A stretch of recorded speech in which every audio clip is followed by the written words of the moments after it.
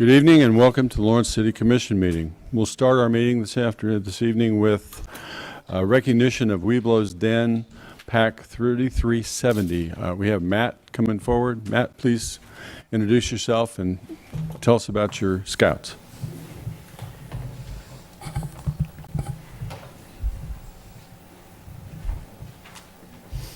Well, hello. Thank you for having us here tonight. We have 6 boys here from PAC 3370 out of the Deerfield Elementary School, and they are the AOL Den. We're here on one of their last requirements for an achievement pin about learning about government and how it works. And so we had to come and meet with the city official, ask for some questions so they can get a little bit of an idea of what city government is and attend the first part of the meeting so they can see how everything works. And we appreciate you having us here tonight. Thank you very much. Great. We're pleased to have you here. Let's go forward and get a picture here.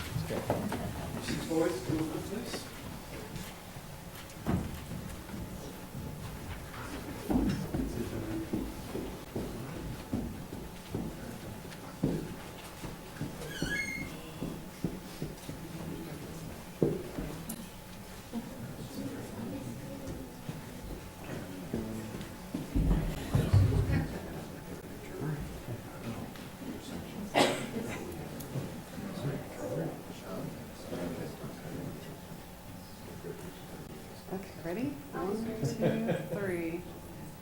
One more. Thank you. Ready. Thanks for coming, guys.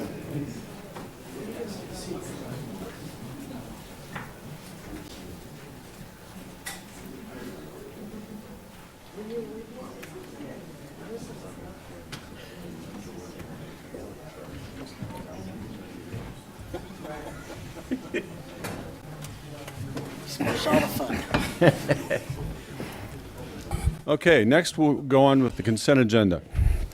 All matters listed below on the consent agenda are considered under one motion and will be enacted by one motion.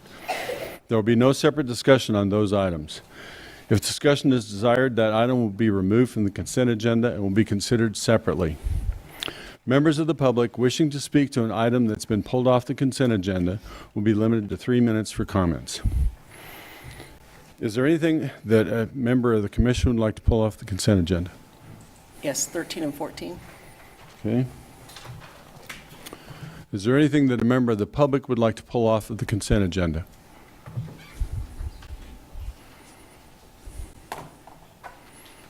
Okay, I'd entertain a motion.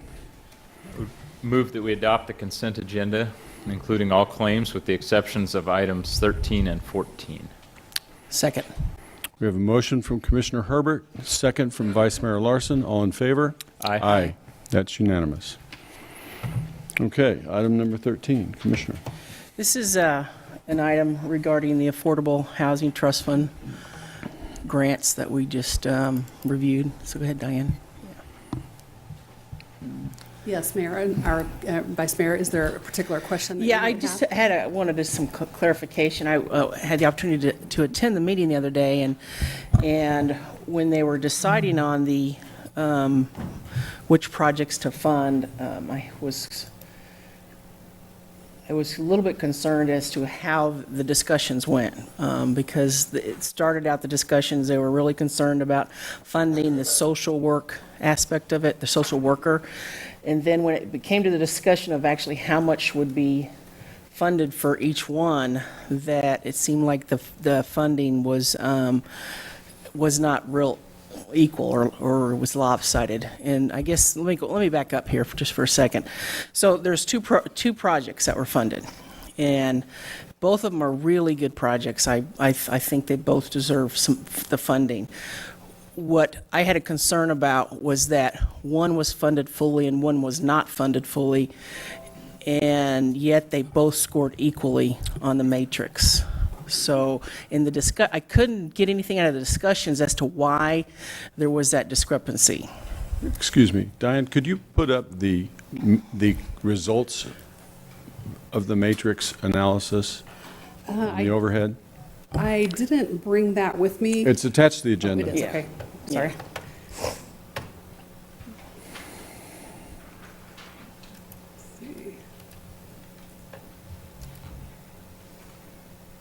Oh, you mean the summary sheet here? No, it's the actual results of the ratings. It's down in the, it says compile the results. Go to the, maybe it's in the draft minutes. Oh, it could be. Let me, So if you go down to compile the results,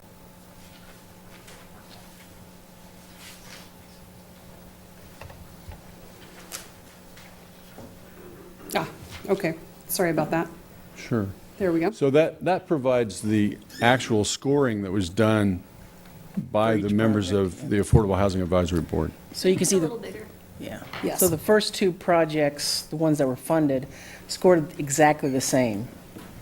So when the discussion occurred, they definitely wanted, the board definitely wanted to make sure the social work positions were funded at $40,000 and $50,000 for each project.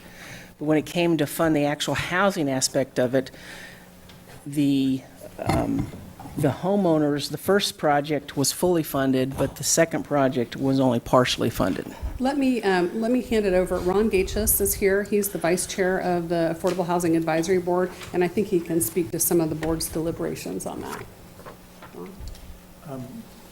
Thank you, Mayor Boley and Commissioner Larson. If I can respond directly to the thinking. We had $200,000 to distribute. We had 2 of the 5 projects that were scored identically amongst the 6 members of the board that participated and really separated themselves from the rest of the pack when you look at the rest of the numbers. I guess part of the approach was that, if we provide someone rent assistance for a month, then next month we've got to provide them rent assistance again. And there was real appeal in funding the counseling positions for both projects, because my sense of it is that if you can help people learn to develop a budget and how to live within that budget and how to make responsible decisions, then eventually some of these folks will have an opportunity to work their way out of rent assistance and into normal housing. That would be one of our goals, I think, long term. So we wanted to fully fund, the motion was made to fully fund both of, the discussion was to fully fund both of the counseling positions. Well, the counseling position for the $90,000 project was $40,000. The counseling position for the $200,000 project was $50,000. So if we fully funded those 2 positions, that left us $110,000 with 2 projects that scored equally high in the priorities. It is true that the project for survivors of domestic abuse received the full funding that they requested. They received $50,000 for actually direct housing support. The other program, which had requested $200,000, received $60,000. So they actually received a larger share of the remaining $110,000. I fully well expect that the Housing Authority Family Promise will have an opportunity to come back in the future and request additional funds for rent assistance. I would be surprised if they don't. Their project was originally described us as a longer-term project. We're going to have opportunities to revisit, I think, the request or a similar request in the future, and perhaps provide additional funding. The project for the domestic abuse victims, we have, I think, I don't want to misrepresent the university's position, but we had an opportunity to secure some housing that the university was willing to move on now, and it made sense to try to fully realize that opportunity. No, I think it's a great project. I really do, both of them, Yeah. for that matter. I also attended the meeting, and I guess I would have preferred to have a more robust conversation about why one of the programs was being funded at 100% and the other at 55%, given that they scored the same. And I think you've done probably a better explanation this evening than actually occurred in the meeting. I seek your, Yeah, I mean, that's, it seemed like the vote happened so quickly. It was, you decided on the social worker positions, which was fine, and then the next thing I knew is just a vote for splitting the other up, Yeah. and there really just wasn't discussion about it, and I couldn't understand where everybody was coming from. yeah, and I was concerned because they had identical rankings and there was such a disparity in the level of funding. So, have you other Yeah. concerns you want to talk about? No, I think that's Okay. good. I have a third concern, and that is with regard to Housing and Credit Counseling, Inc. Granted, there is a clear boundary between the scoring of the top two and Housing and Credit Counseling. My concern is that the scores range from 1 to 5 in evaluating this, and I would hope that the Affordable Housing Advisory Board would have conversations about what the role of Housing and Credit Counseling, Inc. is in the context of other counseling that's being provided, because HCCI is the only HUD-approved counselor in Lawrence. And they are currently Yeah. providing services Exactly. to Right. these other agencies. Right. And what my point, Ron, is that I see a wide disparity in how this group is viewed by the members of the board. So I think that that needs to be a topic of conversation for the board going forward. I'm not saying you should have funded them. I'm just saying, I think that you need to try to work through this idea of how does this group fit in? It, 1 and a 5 is a lot of difference there. You had ones, you had 1, 3 threes, a 4, and a 5. So that's a pretty wide gap. I'll comment very candidly. I was one of the 5s when I ranked credit and financial counseling, and I did that notwithstanding the fact that in my prior professional life, I have helped raise a lot of funds for that organization.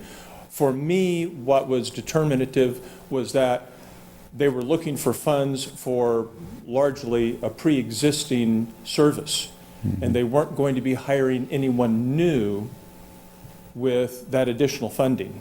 Okay. And they made a point to contact me following the meeting, and I had a great dialogue Good. with the woman that runs the Lawrence office Right. here, and we actually talked about ways that they might look for some broader financial support for their services. Yeah.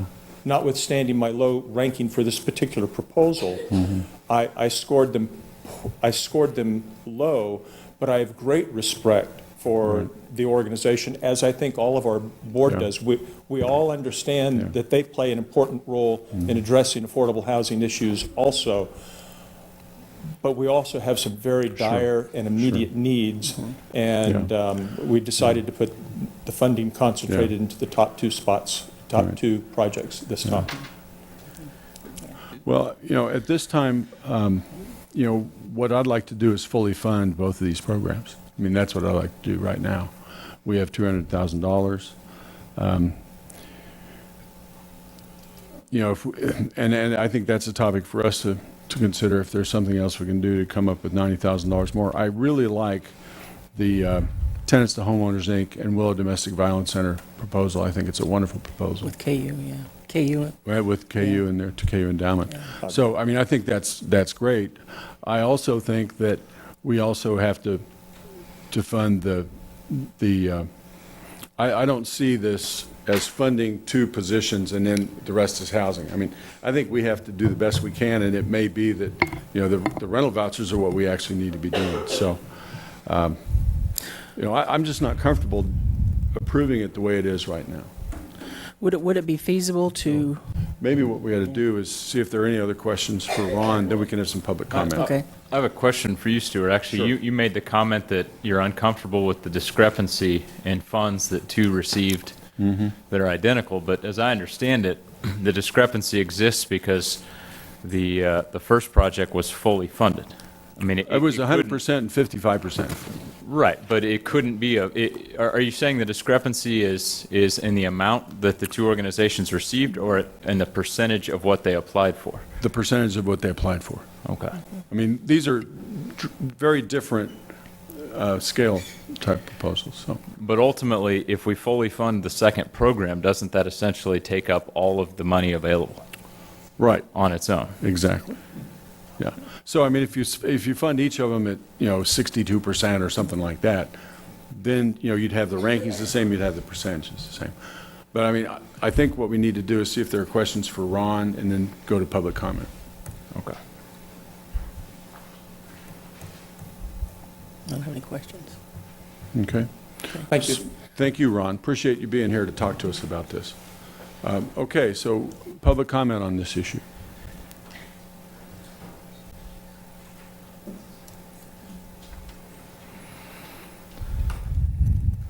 Okay, back to the commission. So are you wanting to fund 90,000? I'd like to fund 90,000 more and do both of them. In addition to a fund that was already more than we had set aside for the program to begin with. Right. Would it be, I think we got two great programs here. Well, I agree with that, Yeah. but ultimately, we set aside this additional funding as additional to what we had already approved in the budget. And so I'm uncomfortable adding an addition to what's already an addition. I don't think we necessarily have to add additional money from like the general fund. What if we would use the ongoing Affordable Housing Trust Fund monies that are available right now for 2019? And so essentially just use some of that funding in filling that gap of 90,000. So that's what I would recommend. Okay. Yeah, Yeah, if the funding's already been I agree. allocated for this We purpose, should then not be that's, pulling more money from general fund. I agree. that's where I'm at. Yeah, and it's what, 2 weeks out? We can do that. So that would That's where both- I am on the deal. Because if you read the details of both these programs, they're great. They're awesome projects, yeah. KU's got some housing they're gonna put up there, so I think that's just KU amazing. endowment, Endowment, yeah. So this isn't an additional $90,000? It would be now? $90,000 of the allocation for next year that we'd be obligating. Yes.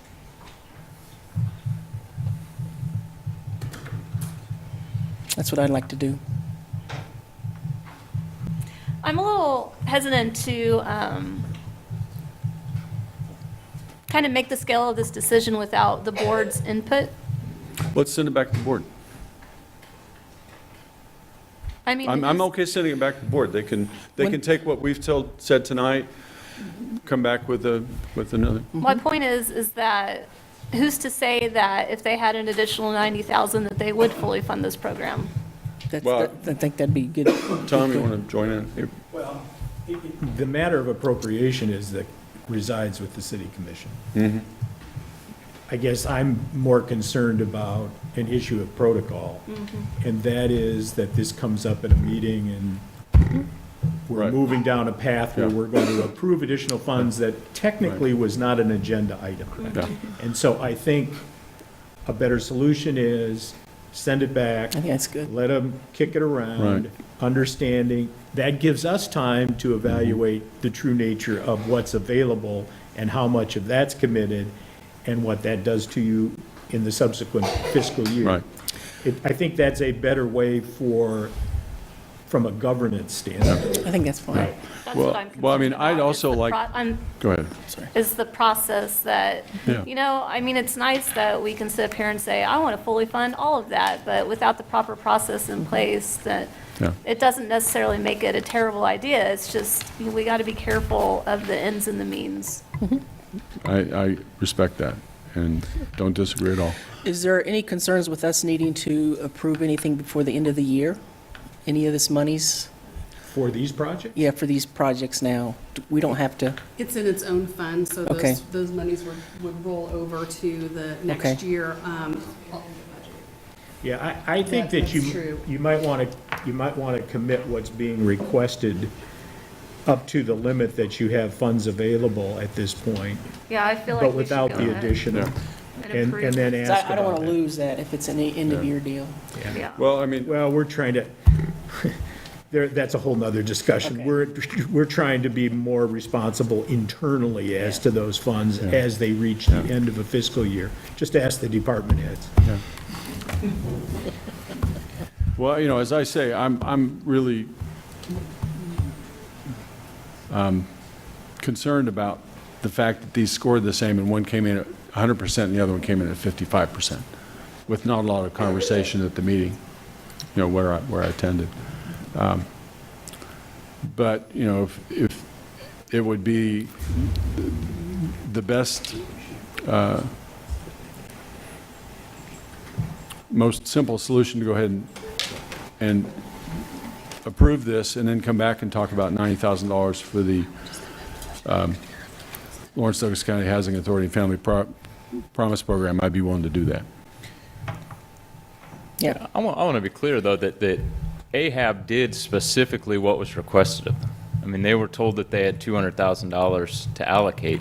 And so, I don't like the way that this is being portrayed as though a mistake was made at the meeting, when quite to the contrary, they did precisely what they were authorized to do. And given the parameters of a $200,000 limit, I think the way it's handled was done quite well. Well, To actually- fully fund the one that was affordable to fully fund. I wouldn't and- consider it a mistake at all. No, I don't consider it a mistake. just a- What I'm saying is, Yeah. I think it's definitely up to us to also say, do we agree with you? And if not, send it back to them and give them another chance. With some direction. Yeah, because we've sent stuff back to other groups. Yeah, before. yeah, we No, and I'm That's comfortable okay. sending it Yeah. back. I Right. just don't like the way it's being presented as though you made a mistake. Yeah, and there's no intent on my part to say that, I can guarantee you. Because I sat through that meeting, it was a good meeting, other than. Yeah, as I say, I was there lack too. of- Yeah, yeah.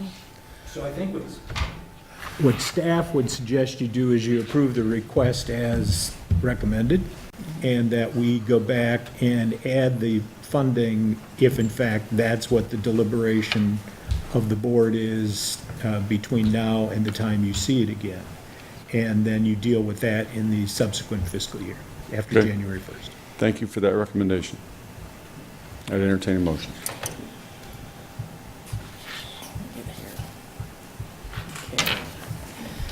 I move that we direct staff to draft agreements with tenants to homeowners, Willow Domestic Violence Center, and Lawrence Douglas County Housing Authority, and Family Promise of Lawrence in accordance with the recommendations by the Affordable Housing Advisory Board. Second. Motion from Vice Mayor Larson, second from Commissioner Herbert. All in favor? Aye. Aye. Aye. That's 4-0. Do you need a motion then to direct this back to We the do. board to have, I think it would be good to give them direction on that regard, in that regard. Okay. To consider the possibility of fully funding the request as initially made from the fiscal year 19 budget. Okay. So I move that we send back to staff the. To the Affordable Housing to the- Advisory I'm Board. sorry, to the Affordable Housing Advisory Board to review the $90,000 that was not funded for the Lawrence Douglas County Housing Authority and the Family Promise of Lawrence, and consider that for the 2019 budget. Does that sound right? Sherry, is that good? Yeah, I got it, yeah. I second that. Have a motion from Vice Mayor Larson, second from Mayor Boley. All in favor? Aye. That's unanimous. Thank you. 14. Okay, I pulled this just to point out that this is, I don't know if, Diane, I think the memo was from you, and essentially, we're going to get a tax savings from our energy efficiency program.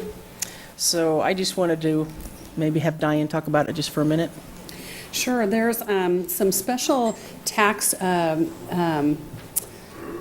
credits, I guess you will, if you will, that that private entities are available, are eligible for if a designing firm creates for a public building energy efficient improvements. And so that's what occurred with the energy agreement that we had a rather large number of projects with the Wilden Group, which was formerly 360 Energy Engineers. So based on the information that they have provided us, the projects that they did on our behalf, which of course they wouldn't have been able to do had it not been for us, they're able to take advantage of that tax credit. So they have done with some other agencies that they have worked with that are also public agencies where they share in that tax credit back to the public entity. So that's what they're proposing to do in this particular case. The approximate estimate of the final benefit to the city would be around $64,000 based on the estimate. So that would be split between the city and the Wilden Group after they deduct some certification expenses that they will have to incur to take advantage of that. Thank you, thank you. It's a good it's a win-win It for is, us, I think. yeah. Okay. Any questions for Diane? Comments? Public comment on this issue? Okay, back to the commission. I just wanted to point out that we continue to reap the benefits of the energy efficiency program that we put in place here a couple of years ago, and that not only are we seeing savings costs at the electric utility bill, but we're also continuing to reap some tax benefits from it. And I think that's really positive. Thank you. Would you care to make a motion? Yeah, let me go back here. Go ahead. Go ahead. I would move we authorize the city manager to sign a letter of agreement and other necessary documents with Wilden Group, enabling the city to participate in any tax savings enjoyed by Wilden Group related to the design of various energy-efficient projects for the city of Lawrence. Second. Motion from Commissioner Herbert, second from Vice Mayor Larson. All in favor? Aye. It's unanimous. Public comment. The public is allowed to speak to any items or issues except those scheduled on the consent agenda or regular agenda portions of the agenda after first being recognized by the mayor. Each person will be limited to 3 minutes for public comment. As a general practice, the commission will not discuss or debate these items, nor will the commission make decisions on items presented during this time. Rather, they will refer the items to staff for follow-up if necessary. Individuals are asked to come to the microphone, sign in, and state their name and address. Speakers should address all comments or questions to the commission. Good evening, Commissioners. My name is Travis Robinette. I live at 1402 West 22nd Street, and I'm a member of the Sustainability Advisory Board. And it has come to my attention at our meeting last week. By the way, I just want to clarify, I'm speaking as an individual, not as a representative for the board. But the Journal World has been doing reporting about how KU, Douglas County, I know Washburn, several other institutions in eastern Kansas are signing up for wind power at the Soldier Creek Wind Farm that's being built by Westar outside of Manhattan. And as I understand it, the city has chosen not to enter into a contract with Westar for this wind energy. And it would basically be powering city facilities. Again, and as I understand it, I wasn't in the room when the decision was made, but staff made this decision based on fear of signing a fixed rate contract for 20 years. But the fixed rate contract is actually 22% cheaper than we currently pay. It goes from, I think, 21 cents an hour, kilowatt hour to 18. But the city doesn't want to lock those rates in for fear of paying more in the future. But ultimately, what's going to cost more? These hypothetical nickels and dimes, if energy costs drop, which historically they don't, or the devastating effects from global warming by not reducing our greenhouse gases as much as we can right now. So the UN 2018 climate report has come out, and it says that we're going to see catastrophic effects if by 2040, if drastic steps aren't taken, and these are effects that are going to be inherited by the children who are just in this room, by me, hopefully you all as well. That's only 22 years away. And so in my opinion, the city should act now, and Westar is running out of energy to sell. They only have something like 20 out of 300, I think it's gigawatts, I'm not sure what the unit is, but they're running down to the last bit of it, and if we don't do this soon, I mean, when's the next time a wind farm is going to be built in eastern Kansas that we could draw power from, that Westar is offering us a pretty good deal with? So, and not only would it lower our greenhouse gas emissions, it would also raise the city's STAR rating. There's a specific section about lowering greenhouse gas emissions with this even more specific subsetting about doing it at city buildings and setting an example. So not only would it lower our greenhouse gas emissions, improve our star rating, it's honestly absolutely the right thing to do. So I hope that this gets referred to staff and it gets looked into and we take a second look because the world can't wait. Thank you. Thanks, Travis.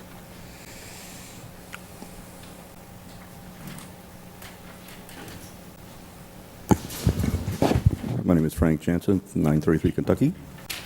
I was a Weeblos when I was a kid, but I never attended a city commission meeting. In the past, I've mentioned that the reporter for the Journal World, who is here covering the city commission meeting, I've often said that they are the sixth member of the commission. They are so influential. Rachel Valverde is here. She's hidden behind that place there. She wrote the story here in the Journal World on Sunday. City has $1 million in utility payments, deposits we might owe $40. Based on my remarks here in October, I had complete coverage, I had a complete payment of my utility bills, but they charged me $40 deposit when I moved. And as the report mentions, and as Christy Webb, who's utility billing manager, in her reports, mentions the fact that, and even Jeremy Wilnoth, finance director, these deposits are refundable after 18 months of continuous payments. But you have to ask the city to do that. You have to go and ask them. There may be people here in this room or out there who have deposits on, who have been making good payments all the time, but they aren't getting that money back unless they ask for it. And even though the article here and all the information in these brochures from the city mention the fact that, yes, they are updating that software to make it more easily done in the future. It won't be done until October of next year. In the meantime, we have all these payments that are high up there in the city, and anybody here who wants to talk about this can do so now, because even though Rochelle made a mistake in mentioning the facts that are going to be discussed at this meeting tonight in this article, it's not being discussed except for Tom Marcus in his report at the end of the meeting. If you want to wait till the very end, you can hear Tom Marcus mention this and talk about it at that time. In the meantime, there has been mention, Diane mentioned that at some point in the future, you guys may in fact put this on your regular agenda to discuss this.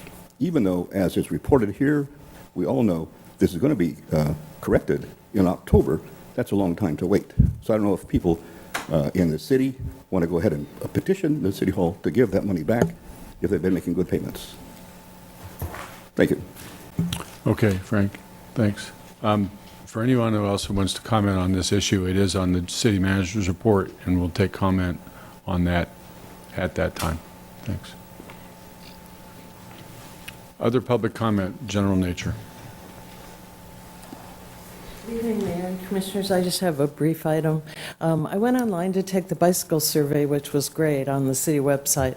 I was brought up a little short when they came to a section that said male or female. And I thought, okay, that's not very progressive. That's not very inclusive. And I've talked to different people about it, and they said, well, it takes a long time for things to trickle down. You know, we care about equity and including everyone, and it just probably will be on future surveys. It'll be more inclusive. I wanted to tell you at Heartland Clinic, when they ask about gender, they ask male, female, transgender male, female to male, transgender female, male to female, other, choose not to disclose, heterosexual, lesbian or gay, bisexual. That may or may not be relevant on surveys, except perhaps safety on our trails, whatever. But I just would like to see our surveys either leave it off if it's not relevant or include everybody. Thank you. Thanks, KT. Other public comment.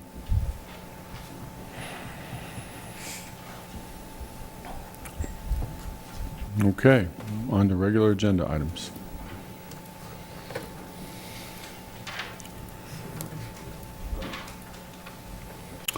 So our first item is consider adopting resolution number 7276.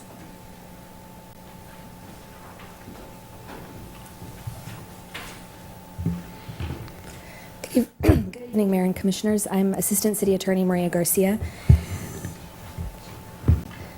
The item before you tonight concerns the condemnation of property for a road and water line improvement project. I'm going to kick off the conversation or the discussion tonight with a roadmap of the process of what a condemnation proceeding looks like.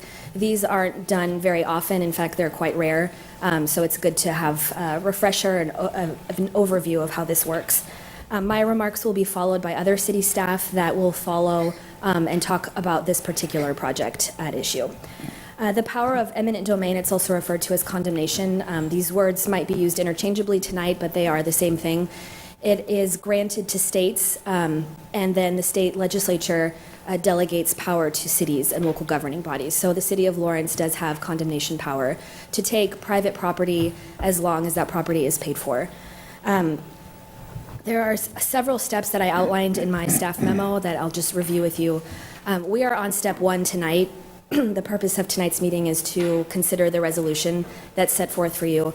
State law requires that resolution to be passed. First, that resolution determines that the property is necessary for a public purpose, and then orders for a survey to be conducted on the property. Once that survey is completed, the second step is for an ordinance to be adopted by the commission that will be at a later date, authorizing the taking of that particular property by eminent domain. After those first 2 steps are done, a petition is then filed in Douglas County District Court, where the court will consider whether the condemner or the city actually has the power of eminent domain and consider the purpose for the project. If the court grants that petition, then the court can order or will order 3 disinterested appraisers to go to the property and determine the value of the property that is being taken. There is a possibility that the court could deny the petition, in which case the city or the condemner would have a right to appeal to the Kansas Supreme Court. So the next steps that follow are on the condition that the court were to approve the petition. Notice of that initial hearing with the court once the petition is filed is required at least 14 days in advance to the other parties that are involved. And then, of course, the court will have that hearing. The appraisers will have their own hearing where they go to the property. The condemner and the landowner and other property interest holders will attend that hearing as well. There's notice for that has to be published in the newspaper. And then after that hearing, the appraisers will file a report that lists their conclusions on the value of the property. And once that report is filed, the city has notice of that from the appraisers, and then it's the responsibility of the city to advise the landowner and the other property holders of that report. And then there are 30 days from that point for either party to appeal the amount in the report. Once the condemner pays the amount in the report, though, title to that property passes to the condemner, to the city. They have property interest at that point. And the appeal, even if it's still pending by the property owner, will only have to do with how much it was worth, but the property interest will have already passed once payment is made. That's it for the process. Unless you have questions, Questions, Maria? I'll pass it off. Okay, Thank you, Maria. thanks.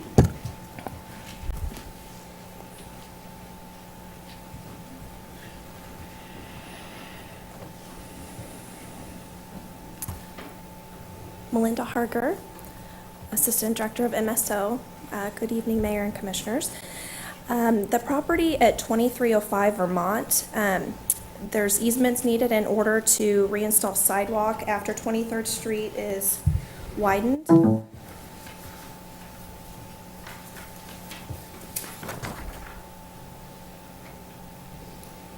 so here is an exhibit of that property where the easements are located. So here you can see the right-of-way line along Vermont, and then that same line type here is the right-of-way line along 23rd Street. And what you see in blue is the existing sidewalk, and in red here or pink is the proposed sidewalk.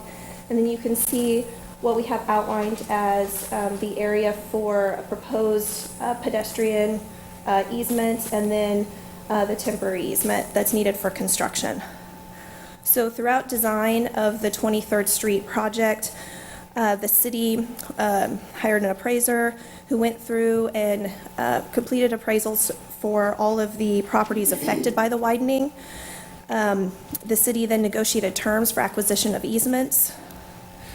The city currently has 11 easements in place across the project. The property owner at 2305 Vermont was contacted in July with a letter and an offer for the easements. And the timeline is listed in the memo of the correspondence with the property owner. There were 3 offers made to the property owner, and then also various meetings made here at City Hall or on-site on property. During the easement acquisition process, the title company also did additional research, and the right-of-way limits at 2305 Vermont, it was determined to be 33 feet from the street center line, which was different than the original drawings that were put together. We assumed 30 feet, and so the 30 feet was incorrect. We corrected the project plans and the easement right-of-way descriptions. They were all updated to reflect the change. And so the last offer letter that was sent on October 24th to the property owner reflected that change to the 33 feet. Upon not reaching an agreement with the property owner, staff's recommending condemnation of 548 square feet for the utility pedestrian easement and 452 square feet for the temporary construction easement to complete the sidewalk construction. And this is the actual easement exhibit without all of the lines in there. And we've actually already had the survey completed as well. So we have survey completed from the licensed surveyor for these two easements that were also attachments to the memo, to the action item. One thing I just wanted to also mention is currently construction is happening in that area. There's been demo of the existing sidewalk. There's some images that we took today showing that. But again, all of that work, you can see here the stakes for the right-of-way. So we are within the right-of-way with the demo. The intention is to not reinstall that sidewalk until after the street widening portion is complete of the project. And all of the project, the completion date for the contract is May 3rd. So we have, based on unit cost, the cost for that sidewalk is around $3,600 across this property, and then another $1,300 on the curb ramp. So one reason also to enter into this process is that you have that timeline established, because there would be a cost impact if the contractor has demobilized from the site and the contract's complete, and then we have to come in by different means in order to get the sidewalk installed. And there was another point I was going to bring up, but I think that's about it. If you have any questions for me. Questions from Linda? I'm curious what the original offer and counteroffer back and forth was. Sure. So I have a timeline here. So the first offer made was $5,300, so $5,300, and again, that was based on a right-of-way of 30 feet. And then... Let's stop a second. Okay. Reiterate what happened. Mm-hmm. Initially, the offer was made on a larger parcel of property. Correct. It was then determined that the amount of legal property within the city's right-of-way was larger. Thus, the amount to be acquired grew smaller. Yes. I think the important question there is, did the per unit price or the per square foot price change at all from that period? It did It was just that we now needed less property. Right. What was the property owner's counteroffer? That's what I'm curious to hear is, so we started at The 50 difference. I understand the 30 and 33 feet, but Okay. I'd like to hear the back and forth. Okay, so the first offer was for $5,300. Then there was a discussion to do an evaluation of the trees. The city came back with a second offer of $17,500. And then that's when we received a written response from the property owner requesting $30,000. Around that time is when there was a revised survey done about a month later, and at that point, we issued the new offer to reflect the reduced area that we needed for easement, and that was $1,900. And again, we got a response of $30,000. So the jump that was between 5 and 17,000, what was the change between that? The tree? The trees. There were several trees that were. So then if the proposed. last offer was 1,900, then that removes? There's no tree impact now. There's $1,000 paid for shrubs, and then the 900 is rounded up from the evaluation of the easements. I guess I'm not understanding how the tree isn't impacted now. It is within right-of-way, so it's not part of the discussion anymore. Oh, I see. Right. So less land, fewer trees. Other questions for Melinda? Thank you.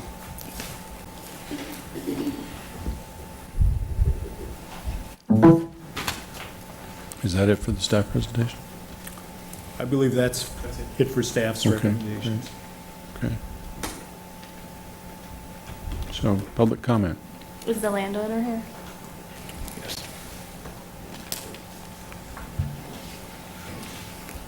Is this a response from the other party? This is a response from the property owner. Yeah, okay, thank you. My name is Brian Barland. My mom is the actual property owner. She's 97 years old, so she can't get around too much and do too well, so we're here to represent her in this situation. I don't know where you would like me to start. I would like to maybe go through I mean, I don't know how much time you're going to allow me to present our side of it. We don't have a clock on for the 3 minutes, so you have an opportunity to do a presentation. All righty. On July the 19th was the first offer on the property. It was fairly low, and there are some trees involved in this. There are, they're 27-inch diameter trees. The tree value, the city appraised those at $1,000 a tree, which is a replacement tree that you get at the landscaper, which is 4 inches in diameter. That was their offer for the trees.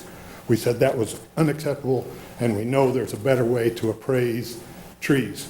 So we met with staff on site, with the engineering staff on site. We met with the city, Scott Wagner with the city, who we've been negotiating with. We talked about our concerns about what was going on there, the tree situation, the way to effectively or really to properly value trees. They kind of took that into advisement. They went to their arborist or their landscape, in-house landscape people. Lo and behold, they have 2 programs at their disposal to evaluate trees that they use all the time. It came very much in line with what I had found to be the proper way to value trees. That's where they came up to the 17.4 valuation for the trees. So we went through, and we thought we were close. That was their August 22nd offer. That was good until August the 31st. Scott sent me an email the morning of the 30th saying, we're going to stand behind our offer until the 31st. So he pulled back the offer. We had not even a day, because I don't get home and look at my emails. So at midnight, that offer went away. In that offer, he says, well, it appears that the trees can be considered in the right-of-way. This is not information he's sharing with us. We're trying to negotiate good faith situations. We need information. If they've got information, they need to share that with us. So that's kind of where we went with those numbers, and evaluating that, then we come to find out that we're not going to argue about the trees, because there's an evaluation, then you can sit and argue about, well, that tree's condition is this, or that tree's condition is this. So I said, okay, let's cut out that argument. We're going to go away from our numbers that we generated for trees. We'll just accept the city's numbers. That's good enough. Let's move ahead. But in realizing what was going on there and looking at the marks on the sidewalk, there are sidewalk encroachment, there are 2 fiber optic lines encroachment on the private property. Nothing about that has been addressed by the city, any of those discussions. So September the 6th, he sent us another offer for $2,800. We sent our counter offer. We valued everything at $39,000. We said, we'll work with the city, we'll go for $30,000. On October the 24th, they countered with $1,900. They said they had additional information, that they had additional right-of-way that they're claiming, and so now the offer changed again. At that time, they then showed us the additional information they had generated or had found. One of it was a quitclaim deed on a piece of property that referenced 33 feet. That's the only thing that they found. They talked to the county. County said, that's not enough to convince us that it's more than 30 feet. We're saying it's 30 feet. They needed additional information. City goes back and does additional research. They found the old highway plans from 27 that references a roadway width of 33. There's no documentation anywhere associated with the property that says anything was moved from the county standard of 30 feet to a 33-foot right-of-way. Nothing in there at all. So I don't know where the title company is coming up with their information. The county says it's 30 feet. That's what we're basing our whole situation off of the county records. They control it, property ownership in the state of Kansas. Now, in regards to that, that's maybe only 3 feet, but in that 3 feet is a very important 3 feet because there's trees in that 3 feet, there's fiber optic lines in that 3 feet, and there's sidewalk. And those last items are encroachments upon private property. We're looking for pretty minimal, damages from the city for those encroachments. We're kind of basically using the city's numbers for the tree valuations on the 4 trees. And we thought we were close to an agreement at the 17.4, and that he pulled it, so we didn't have that offer to work with anymore. So we generated our numbers. That's where we came up with the 30. So they again said that wasn't good enough. They asked for another counter. We again modified our numbers. It still came out to the 30, and that's where we stand. And we get, no, that's rejected. We're going to eminent domain. I think it's a jump to eminent domain and not negotiate this additional. We know there's a discrepancy between the 30 and 33 feet. County tells us that can be done, that can be resolved 2 ways. It can be done through the courts, which is where they get direction, or it can be done with negotiation and paperwork between the 2 parties. So we don't see any reason that the city has proved that they need to go to eminent domain. We're saying there's still negotiating room and we're willing to talk. And basically that's where we stand. And I'll answer any questions that you guys would have. Questions, Mr. Barlow? Yes. Yeah. Oh, sorry. Go up, please. So 17,400 was the highest offer that the city had. Yes, but that was for 2 trees. We're saying there are 4 trees impacted. And so we basically, it's okay, your numbers are 17, we're saying there's 4 trees. So that's where we went higher. We just make it easy, let's just double it. We've backed off of that, and we know some of those are not the best trees, so we backed the numbers down. Although we haven't backed off very much from the damages from the encroachments on the private property itself. If the 17.4 was still an option for you, would you take it? No.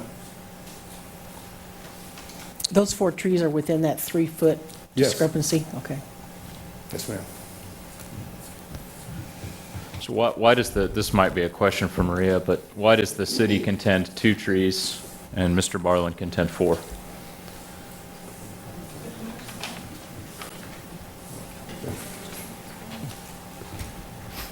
One of the trees. Do you have a microphone over there? Oh, it's not working. Okay.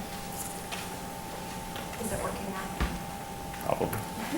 One of the trees on the northwest corner of the property is actually, according to the survey, it's located on the adjacent property owner's property.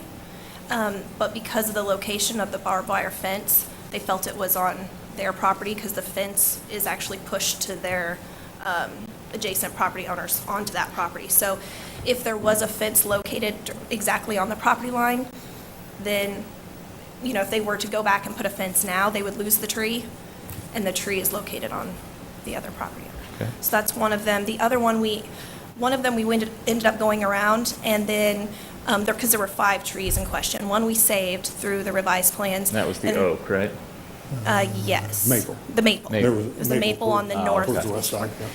And the other tree during the tree evaluation was shown to be a nuisance tree, and so they valued it nothing, so. Or it Is was that the either one that nothing hung or over the street or something like fine. that? I think so. I'd have to pull up the evaluation. There's a small Osage orange Yeah. tree. Oh, the towards- one they had misidentified as a locust originally? Yeah. But there's one towards the east property that is an oak that I don't know how you're not gonna damage it when you try to put sidewalk in there and forms and dig. If you're damaging the roots, I don't know how you can't say that's not damage to the tree. But those 2 trees that we just talked about, the one she was talking about being on the west line, there is fence that is in both sides of that bark on that tree, which, you know, when a tree grows, you know, from that big, it moves things. All right, we're saying that that's our tree. You know, Zach Baker, who was the project engineer on that project, he says, well, when we were meeting with it, well, I've always really considered that your guy's tree.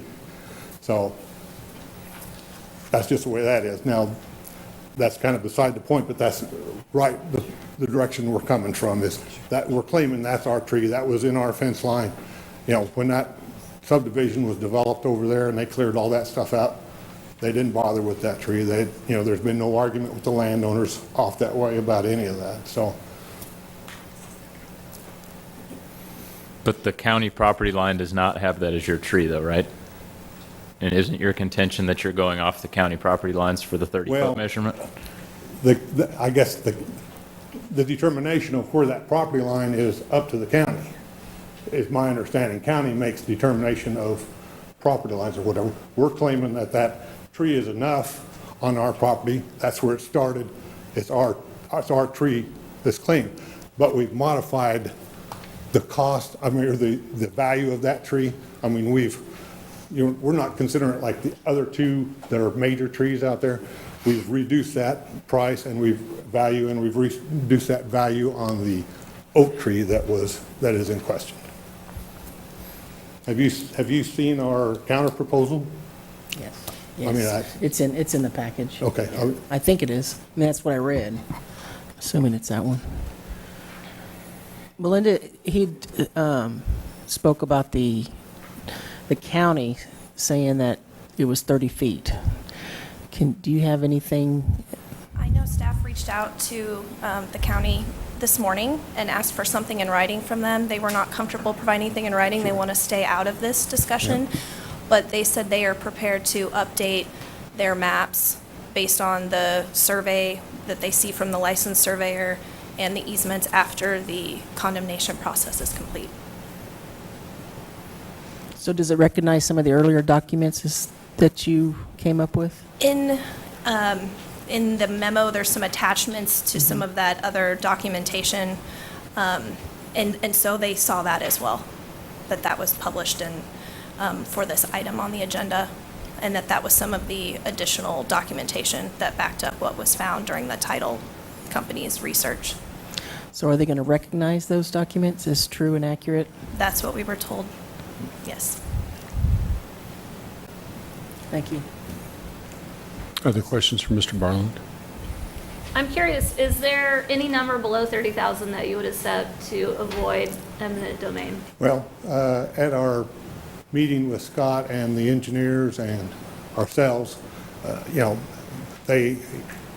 Scott, who's speaking for the city, because he's head negotiator there, He said, I'm not going to pay that much for trees. I never have and I never will. And he says, oh, and we said, okay, well, as we're looking at going to talk to the county after that meeting, he suggested we go talk to the county. We said, all right, does 25 work for you? He goes, nope.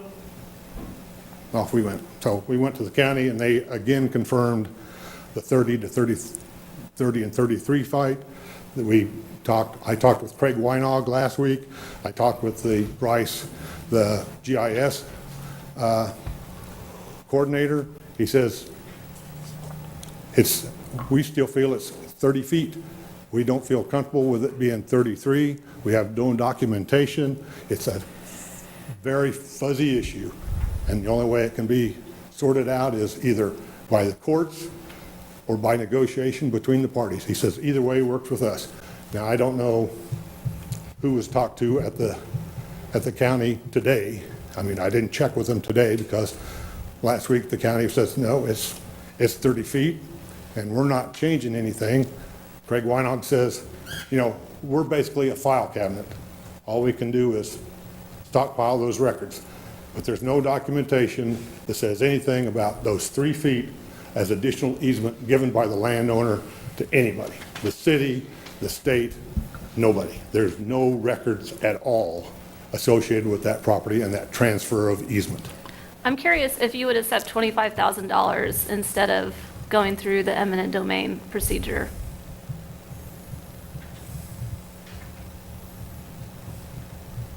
I am not comfortable with that. I'm just asking I'm him not the sure that that's question. what we're doing here. We're considering a I am resolution. not comfortable with that. No. I'm asking him a simple question. I mean, we're still open to talk on it. Understand that Yeah, anything Yeah.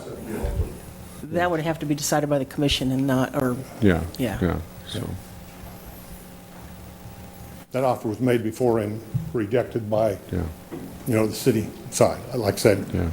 we're still open to conversations and negotiations. I don't Okay. know why we're here, so. Well, thank you.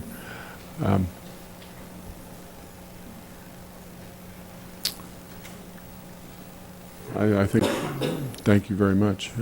Any other public comment? Well, we need to open up for public comment. too. Thank you. So, Thank yeah. you. Thank you, Mr. Farland.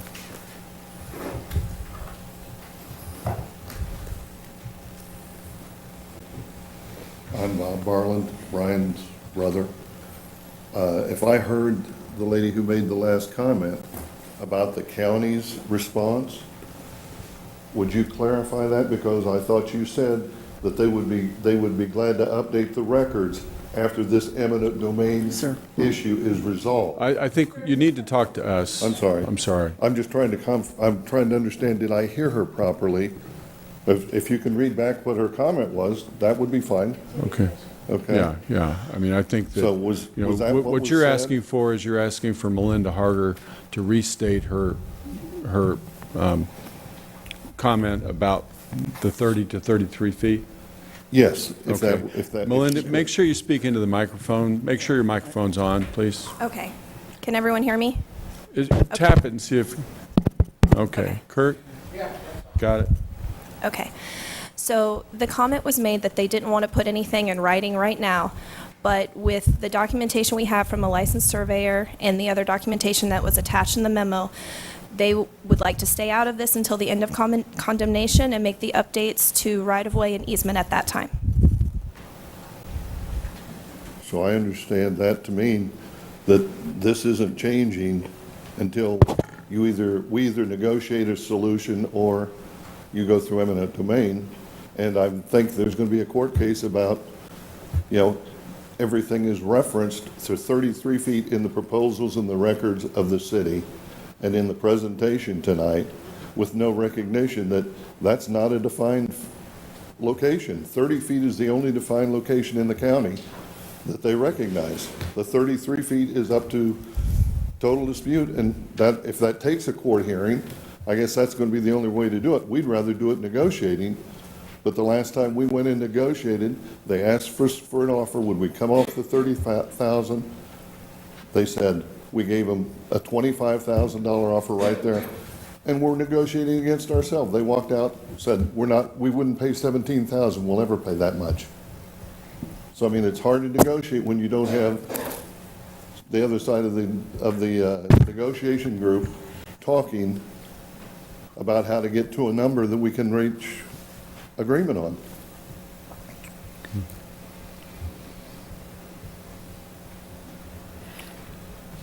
Thank you very much. Thank you, sir. Other public comment?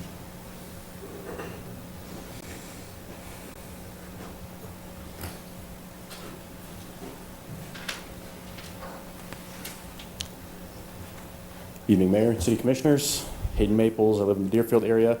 Speaking tonight on behalf of the Douglas County Libertarians. We are opposed to the government taking private property against the owner's will, which is the case with eminent domain. Just compensation assumes people have similar valuations of property and doesn't take into account any sentimental value or the loss from the loss or expected nuisance of the new use. I also find it odd that the city considers sidewalks to be of sufficient importance to force private property out of the hands of the owner, but then will not fund the maintenance of the residential sidewalks. To me, this begs the question, are they critical infrastructure or not? Either way, this specific issue is asking you to allow the city to take a citizen's private property, undercompensate them in their view, and then require them to maintain the sidewalk they are forced to allow on what was their property. Please vote no this evening and find another way. Thank you. Thank you, Hayden. Hello again, KT Welsh. The Barlin family are an old Lawrence family and have done a lot of good in the community. They own the land at 11th and Rhode Island that has now been rehabbed. And when that issue came up about condemning that land in eminent domain at 11th and Rhode Island, which everybody, the neighborhood, the city, the county have been working on for years, what happened was we had a city commissioner, a county commissioner, and a public and a professional mediator down at the courthouse and the Barlin family, and it was public and open, and there was a mediation to get to a good price where everybody was okay, I think. Okay, but anyway, I just wanted to say that's what happened last time. Thanks. Thank you, KT. Other public comment? Hi, I'm Chris Flowers, and I think the city might be trying to give them a bad deal.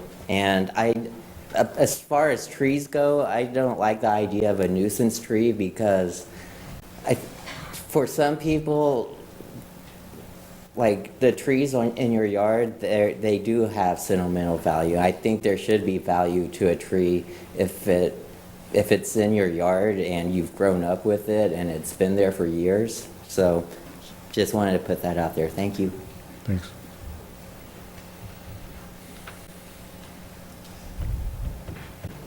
Okay, back to the commission. Well, I would be interested in just settling it at 25,000 and avoiding eminent domain. I guess, what's before us is resolution number 7276. My understanding is that given the timetable for the condemnation, we need to take action tonight so that we can get the construction company during the mobilization period. There's nothing that says that we can't continue to negotiate if we do the resolution tonight, is my understanding. Is that correct? That's correct.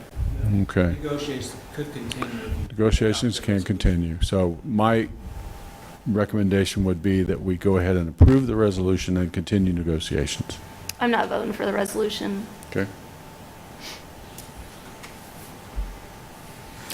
As part of the eminent domain, will it be determined whether that's a 30 or 33-foot easement? If you look at section 3 of the resolution, it says that a licensed land surveyor or professional engineers competent to conduct a land survey shall be employed to provide a survey and description of the land or interest to be condemned.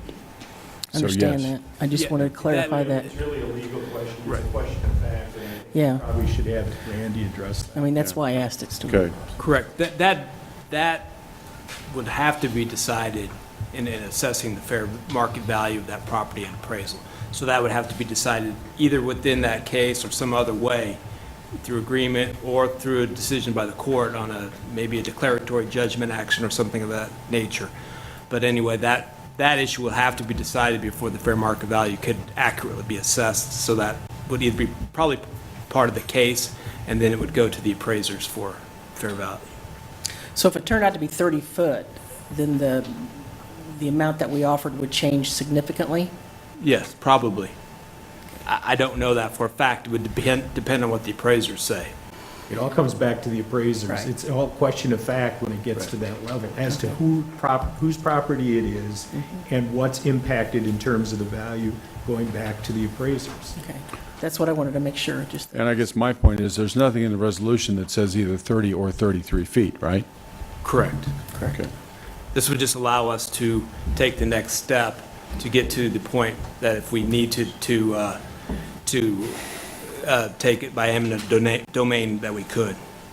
But both sides would present their evidence, and Right. there would be adjudication as to which side would be determined to be accurate.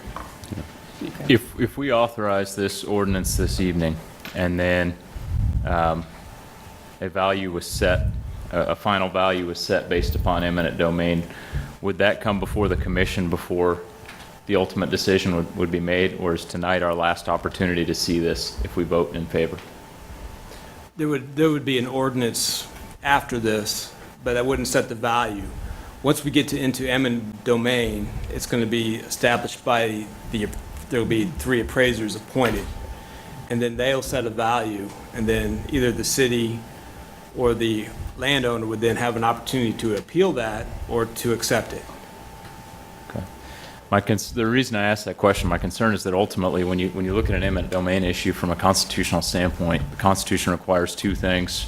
It requires it to be put towards public use, which we're clearly doing with critical infrastructure, and it requires it to be what they say just compensation. So I have concern voting for this tonight without any idea of what compensation is, because half of the requirement is just compensation, and that is clearly where we are fundamentally worlds apart here. Approximately $28,000 apart specifically. But I thought that the compensation would be determined by the courts. Yeah, I think the question you have before you do you want to put yourselves in the professional role of determining value, or do you wish to have it go to the court and have the appraisers present their evidence and have the court adjudicate that? That seems. I'm not comfortable doing it myself. Pat, what do you mean, comfortable with? I think that, that's what the court's there for and the appraisers are there for. Okay, that's what, yeah. I mean, that seems appropriate. I mean, they're the professionals. I mean, that's where we put that. I'm not comfortable with using the leverage of eminent domain in this case. It does fundamentally eliminate a level playing field to negotiate from. At the point at which we condemn their property, sure, we can continue a negotiation, but ultimately we already have an ordinance hanging over their head saying we're taking it either way. So you're willing to take the increased costs of the construction because of the demobilization of the contractor? So that property owners in our community get a fair shake? Okay. Yes. Okay. Is it really that inappropriate for us to perhaps decide on $25,000 What are you basing it on? as just a mediated in-between number?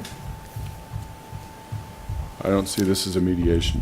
I guess we have a mediator here. Matthew, can we go back to what you were saying?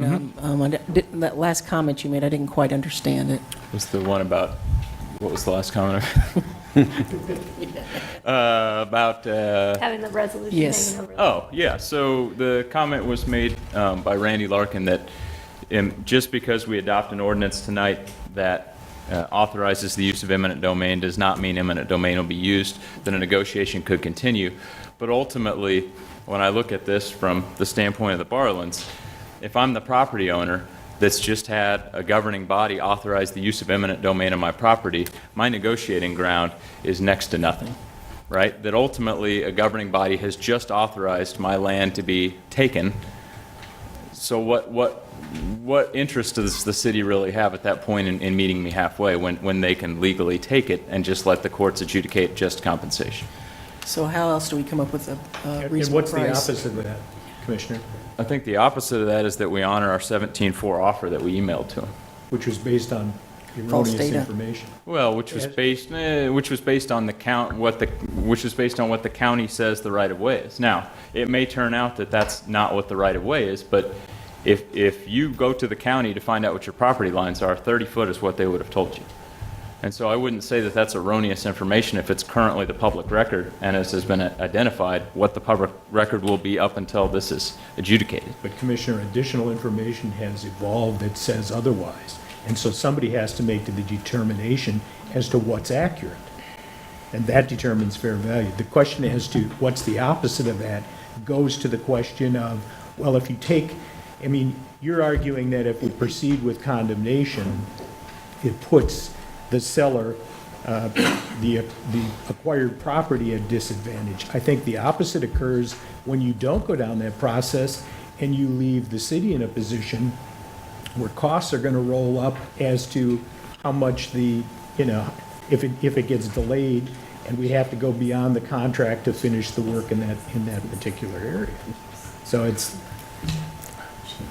The optics are bad. Optics are bad in eminent domain across the country because fundamentally there is opposition to land acquisition, condemnation, eminent domain proceedings just about wherever you go. But having two offers from the city that are so radically different is also, and then the 30 to 33 feet, I mean, the whole thing, the optics look really bad and heavy-handed by the city. No, I think it makes the city look stupid, not heavy-handed, because we didn't have the accurate facts to begin with. That's why I think that it would just be easier to negotiate a different value without having to involve the courts in it, just swallow our pride. I guess I'm thinking that maybe we ought to defer this until we have a full commission. I don't think the resolution is going to pass tonight. Maybe we could try it. I move that we approve Resolution 7276. They couldn't hear you. They were having a hard time hearing you. I'm sorry. I moved approval of Resolution number 7276.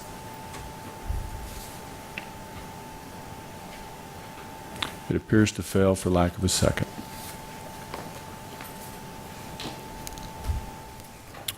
I move that we defer Resolution number 7276 until we have a full commission. I guess that would be January 8th. Second.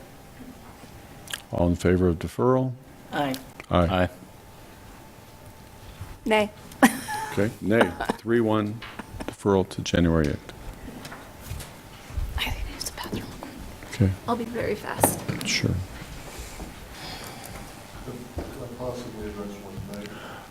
We're going to move on to the next thing, sir. Now, I'm sorry, we've done that issue.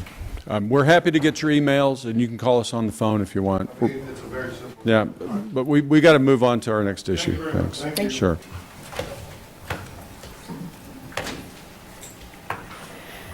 Consider approving the Third Amendment to the lease agreement between the City of Lawrence, Douglas County, and the Bioscience Technology Business Center. Brett. Good evening, Mayor and Commissioners. Britt Crumcano, City Economic Development Coordinator. The Bioscience and Technology Business Center, or BTBC as it's also known, is a collaborative effort between the city, the county, KU, business stakeholders, and other stakeholders to provide incubator space to incubate life science and technology companies. The coalition was formed in 2008, and since 2010, the effort has produced 2 facilities on the West Campus, Phase 1 and Phase 2 of the main facility, and then also there is a west facility located near 15th and Wakarusa. Again, these facilities are set up to incubate and support those specific types of businesses. Tonight, the BTBC is asking for a one-year extension for rent assistance on the BTBC West facility. We do have the BTBC team here. I believe Adam Courtney is available to talk with you a little bit about the BTBC as well as their request and give you a little bit more context. So I'm going to turn it over to them. But before I do you have any questions of me? I would be happy to answer. Questions for Britt? Okay, with that, I'll Thanks, Britt. turn it over Actually, I to do Adam have one Courtney. question. One question for Britt, I got one We have question one for you. from, So by doing a Britt extension, the bond payment, we'll be picking up that bond payment, is that correct? That is correct. It holds the original arrangements of the lease agreement so that the BTBC pays 2 rent payments per year of $12,500, or for $25,000 total.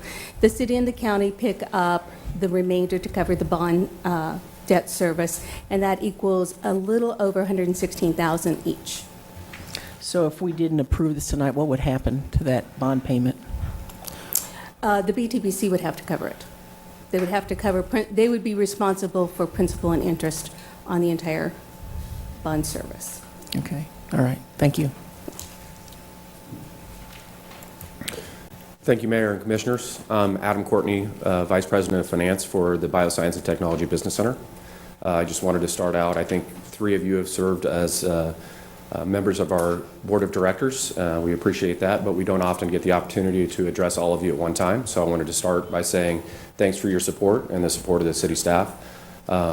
BTBC is a unique coalition that reflects the success and the support that we've received from the coalition partners, which the city is included in that. So thank you very much for that. As part of our presentation, I just wanted to start out by talking about our economic development metrics, which we included in our packet.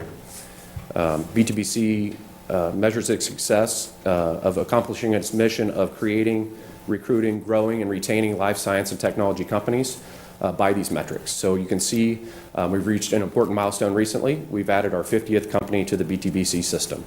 It's a pretty significant milestone in 8 years of operations. Those 50 companies have produced 289 jobs with payroll about $17.4 million. We use our economic development software to measure our induced and our indirect impact as well of those jobs. You can see that's an additional $5 million for a total of about $22.6 million annually. We've also included some charts that show our historic measures on those metrics. You can see in 2010 we started with about 5 companies, and so now we're at 50. So you can see the constant growth that we've had, and these metrics include the economic development impact of the West facility, which we're talking about tonight. So in terms of the West facility, we wanted to give you an update about the background of why this building was purchased, a little bit about the economic development metrics of the West facility specifically, and then our intention for a plan forward for that building.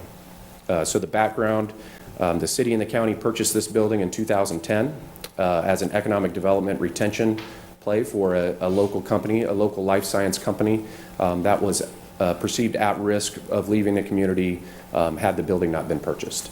That company was retained, stayed in that building for 3 years. They signed a 5-year lease. They opted, after 3 years, they had an out, and they moved to their own facility here in Lawrence. At that time, BTBC used that space as expansion space for additional company recruitment and creation. Under the way the building was designed, it's intended for a single tenant purpose, and so we've done the best we can putting multiple tenants in there. It's just not designed for multiple tenants, so the financial model, when you include multiple tenants, just does not work. Had it been a single tenant as the model projected initially, then it would be financially viable. So the economic impact of that building has included 11 companies thus far since 2010. It currently has 7 companies in there, 4 KU spinouts. The building really provides a gap in highly specialized wet lab space in the city. We think without that space, a lot of these companies would have no other opportunity to operate their business. So if we kicked them out, they would likely leave the community.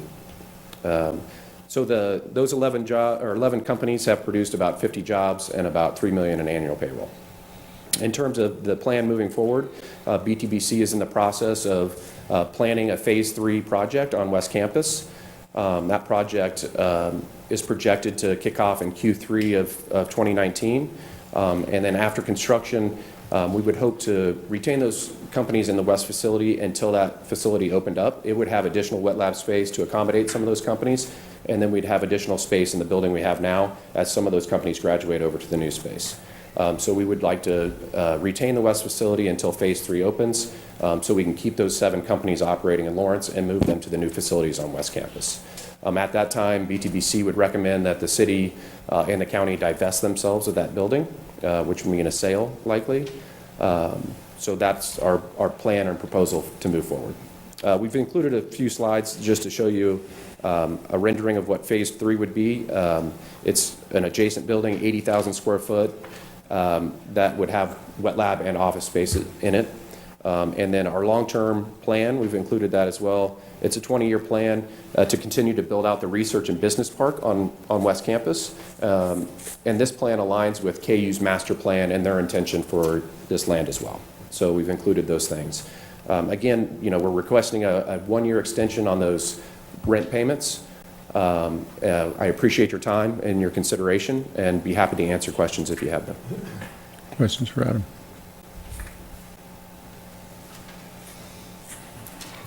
How long do you think the process of getting to the point where we divest ourselves of the building will take?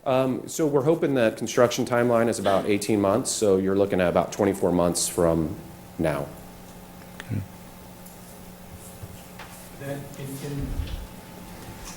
There's a lot of presumption going on here.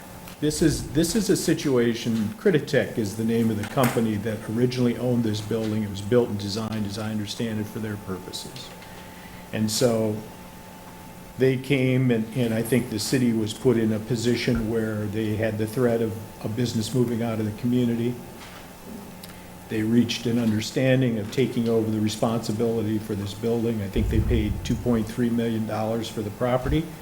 I think they bonded for more than that for leasehold improvements, so I think the bond issue was close to $2.9 million. As was said, the building was designed for a single user use, in particular Creditech. Creditech had initially said that they were going to stay there. I think all of the projections were based on that. You heard comments from BTBC now that we've had to do a multi-tenant approach to try and keep this going. Some of you may recall we did appraisals. This building does not appraise out well. There isn't a whole lot of value to this, but it's bleeding a lot of cash every year, and both the city and the county are paying for that. There are some startup businesses here. There's some businesses that are national, probably international businesses that have some uses in this location, which I think we'd like to keep here. So we're trying, there's one catch-22 here after another. BTBC is now working on the Phase 3 of their West Campus location. And so the hope is that potentially some of the businesses in this facility could migrate into the new one. But we're in a position, quite frankly, where the value of this building, going on the marketplace, we had brokers take a look at this. They put it out there. It did not return with any great investment. We've talked to Creditech about coming back into it without a whole lot of success. Certainly no commitment from them to come back in, but they'd be paying pennies on the dollars for what we paid for it to begin with. So part of the reason I'm telling you this is I don't think any of you were here when this happened. And I think it's important that you do understand the history of how this all occurred. So if you look at the agreement, there's 3 agreements on this property. There's the agreement between the city and Douglas County, the lease agreement. There's the contract for purchase, And then there's the cooperation agreement between the city and the county and how this all operates. And so we split all of those costs. This is, I think, the third amendment that we're considering at Yes. this point, which basically has us being responsible for picking up that additional amount over the 25,000. So we're gonna end up picking up that amount. I did check the rent schedule is actually in the agreement. Right. So the real question is, we're assuming that now, and I think in a conversation that I had at the BTBC board, this doesn't necessarily entirely waive the obligation of the BTBC for that. It's an extension of the payment schedule.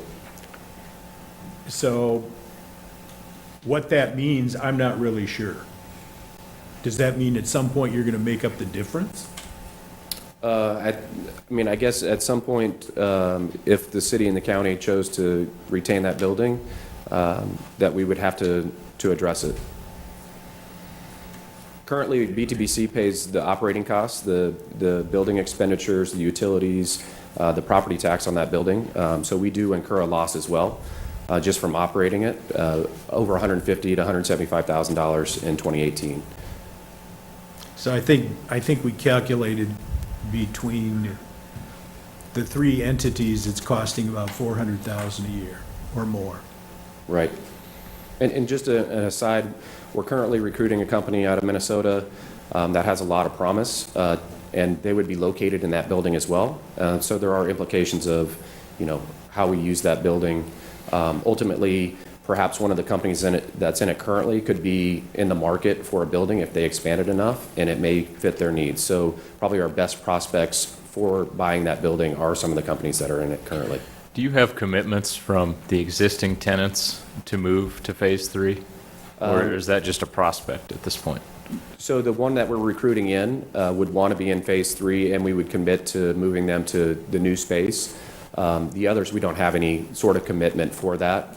Although some of them would be a prospect for Phase 3, it's more likely that some of them would be backfill into Phase 1 and 2, which have smaller lab facilities. Would it be possible to get a commitment like that? Yeah, we could talk to companies about that. Okay. The question, Commissioner, is do you want to do that? Well, I'm just, my look at this is, this building is bordering on, your sunk cost fallacy, that ultimately it's hemorrhaging money, and so let's just keep having it hemorrhage money. But the one benefit of retaining that building for a year or two more is retaining the people inside of that building. And so that's why that commitment is so important to me, because if we retain that building for 24 more months and then still lose everybody inside, we just lit $200,000 on fire. The reality is we are burning through cash on this, and then the other thing that creates this pressure. See, it's great for me. I have 20/20 vision on what I would have done with this, right? Because I'm looking completely in the rearview mirror. So now we're in this situation. Well, if in fact Phase 3 goes ahead, if the metrics of all that work, and that remains to be seen, honestly, could we transition some of these businesses? And could we keep those jobs, is what I think you were really referring to, in the community. Over to Phase 3. Over to Phase 3. Right. And, so the investment there is what we're doing right now for this interim period, because quite frankly, I'm looking for it, in my crystal ball, I don't see the value of that building growing, based on everything I saw the brokers come back with in their search and the comments they had. And to divest of it probably means we sell at a loss. Oh, yes. It's either way, I think you're going to sell them. Yes. Yeah. So if those businesses from the West facility do not move over to Phase 3, what would be the plan? I think any of the locations on West Campus, so Phase 1 and 2, there's just no other it's highly specialized wet lab space, and that's all that's really being used at that West facility is the wet lab space. The office space isn't attractive considering the location. There's lots of office space out in Wakarusa, so it's that wet lab space that's really attractive, and the building's honestly 75% full now because of that wet lab space. So there's not a whole lot of other places for them to go. If we close that, if we got rid of that building, it would be phase 1 and 2 or phase 3.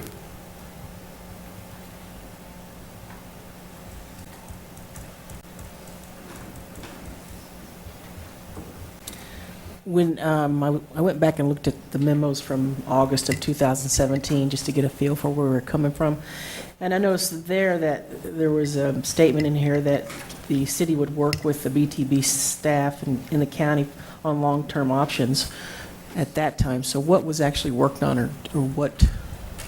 It was a market assessment to see the value of that building and what our options could be. It was conversations about the sale of that building with some prospects, and then a long-term plan for how we transition it and the companies that are there. And some pretty deep conversations with brokers trying to market this property to see what it actually was worth.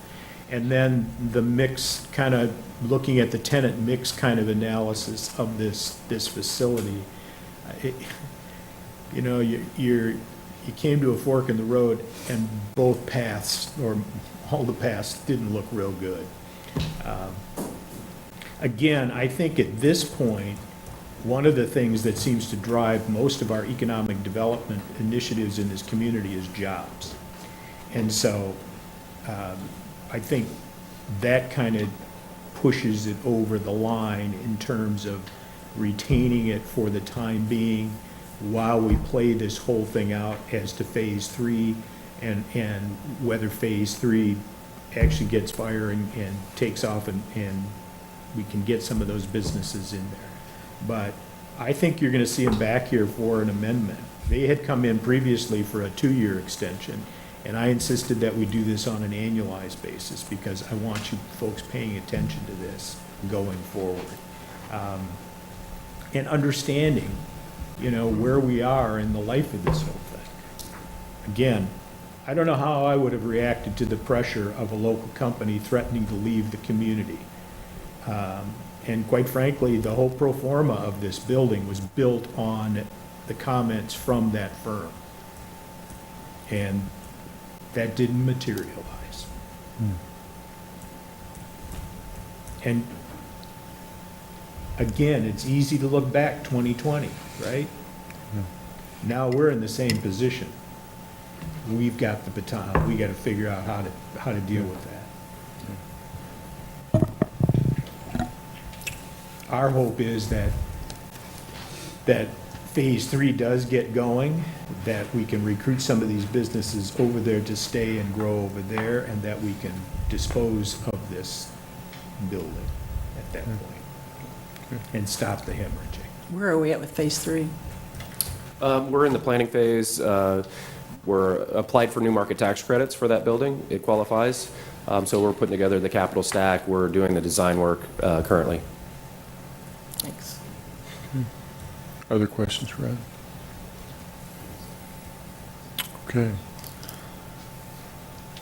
Public comment on this issue.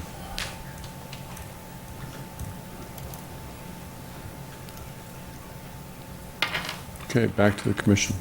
Welcome, Commissioner Nanda. Thank you. Okay, the matter before us is to consider approval of the third amendment to the lease agreement between the city, Douglas County, and the BTBC.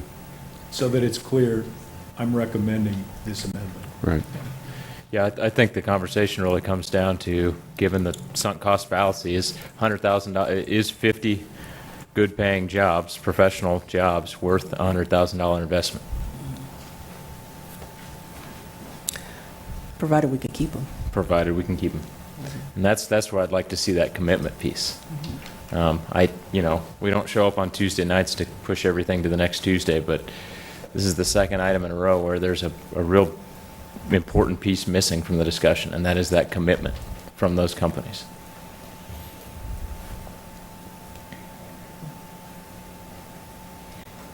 I'm coming in late here, and I was trying to watch the live feed on my way here from the school. But I think in addition to the commitment from the companies, a financial interest in pursuing phase 3 versus an academic interest in pursuing phase 3, and whether or not there is some kind of strategic funding plan. I know that they're applying for some federal monies, but making sure that that is a possibility. We have a plan, a financial plan for Phase 3. Okay. But like everything, there are lots of hoops to go through before we cross that line to say that this is going to be a done deal. And at this point, I'm not in a position to recommend that we do anything but continue this conversation by approving the amendment. And I think I think the city and the county administrations, along with BTBC, needs to sit down and really evaluate, do we really want to sign up the current tenants for Phase 3? We talked about that, but that conversation was more of a, what about this kind of an idea. It wasn't necessarily, I think, vetted out completely as to, do you really want to do that? Let's talk about the number of, unforeseen circumstances that creates, the unknowns that creates. We haven't had that deep of a conversation yet. That's what we're contemplating, but we're at this point where we need to do this. The other thing I would tell you is that BTBC is accounting and making fiscal notes in their annual audit about this situation, so that this is showing up in terms of, the deferred payments for this. So I think that the thing that I wanted was that the transparency be raised substantially on this whole conversation. Again, I don't know that any of you had any real depth about how this all happened or the history of this. And so I think that's critical for you to be making that decision going forward. So I'm supportive of the amendment. And I don't know that at this stage we have a whole lot of alternatives. I wouldn't necessarily say, though, that it's an error or a mistake not to have these companies signed up to go into at this point, an imaginary Phase 3. The idea of getting companies to sign up for that now, especially since we don't have any final plans or for sure building, my concern would be, are those the right companies for the space? Are there more opportunities that come along in the meantime? And nobody's going to sign something unless they know the price. Yeah. And we have speculative pro forma on this sort of thing that we could give them a number, but we're not there yet. We haven't bid anything. We're not even close to that. I mean, it's That's not a kind bad of idea, but it's I can more see that. conceptual Yeah. than it is a hard strategy. So essentially, this is a step in getting us down the road towards resolving it at some point in the future if we can. Yeah, it's one more step. Right. And instead of having it approved for 2 years, last year or the year before, we're doing this every year, because I think it needs to be on your radar to look at every year. Yeah, I'm not sure. Yeah, I don't know that I'd say it's it's just a continuation of status quo ultimately. It's not really a step towards an end, other than we keep pushing a problem down the But Commissioner, we did come up with a kind of an alternative concept, and that is, holding on potentially to see where that goes. That conversation has to continue with both governmental jurisdictions and the BTBC to really think that through a little further, but I don't know that we have a whole lot of choice at this point. I mean, the other option would be to sell the building right now? Is that what you're thinking, Commissioner? That is. Yeah, I mean, that's to divest yourself of. That is what we faced, with no real prospect of any. I mean, because it's just hemorrhaging money. Holding on to it doesn't make it appraised any higher. It just continues your hemorrhaged payments for another year. I mean, if it weren't for the jobs inside, I have no interest in that building. I think that everybody would probably say that, I would imagine. That's what we're paying for, Those jobs. is keeping those companies and those jobs here. Think of it as second down. Second down. Second Next down. year will be third down. I think we're at about fifth down at this point. You lost me with the football reference. I think we're punting again. Yeah, that's.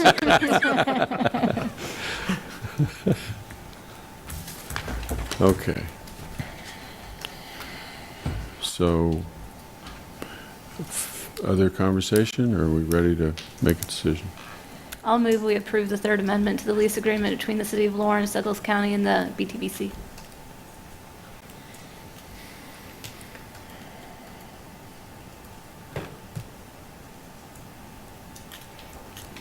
I'll second that.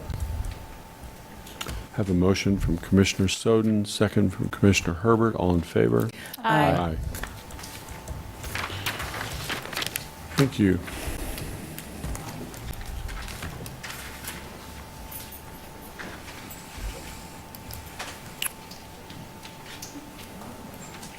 You want to continue? Or do you want to take a break? I'm okay now. Okay, you're okay now. Number 3, consider authorizing the city manager to execute a cooperative agreement for the study of traffic and pedestrian stops with Douglas County, Eudora, Baldwin City, and the University of Kansas.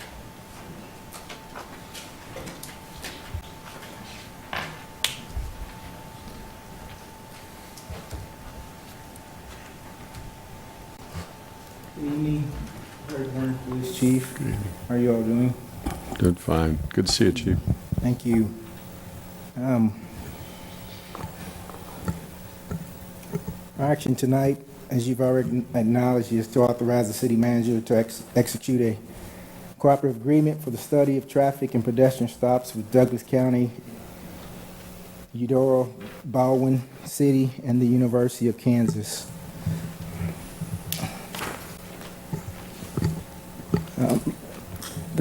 The Criminal Justice Coordinating Council, known as the CJCC, recommended a study of the Douglas County criminal justice system be performed to determine the level of disproportionate minority contact. The county has entered into a contract with a team from Northeastern University to perform the work. This team will be looking at 3 objectives. Number 1 will be to assist law enforcement agencies in Douglas County to develop and implement a program for documenting traffic and pedestrian stops. Number 2 will be to analyze the data collected to determine if disproportionalities exist, and 3 will be to make recommendations to address any disproportionalities. The study is estimated to take 2 years to complete. There is a cooperative agreement that provides cost sharing. It's proposed for Douglas County to pay $84,016.50. The City of Lawrence is proposed to pay $84,016.50. Eudora is proposed to pay $2,883. Baldwin City is proposed to pay $2,269.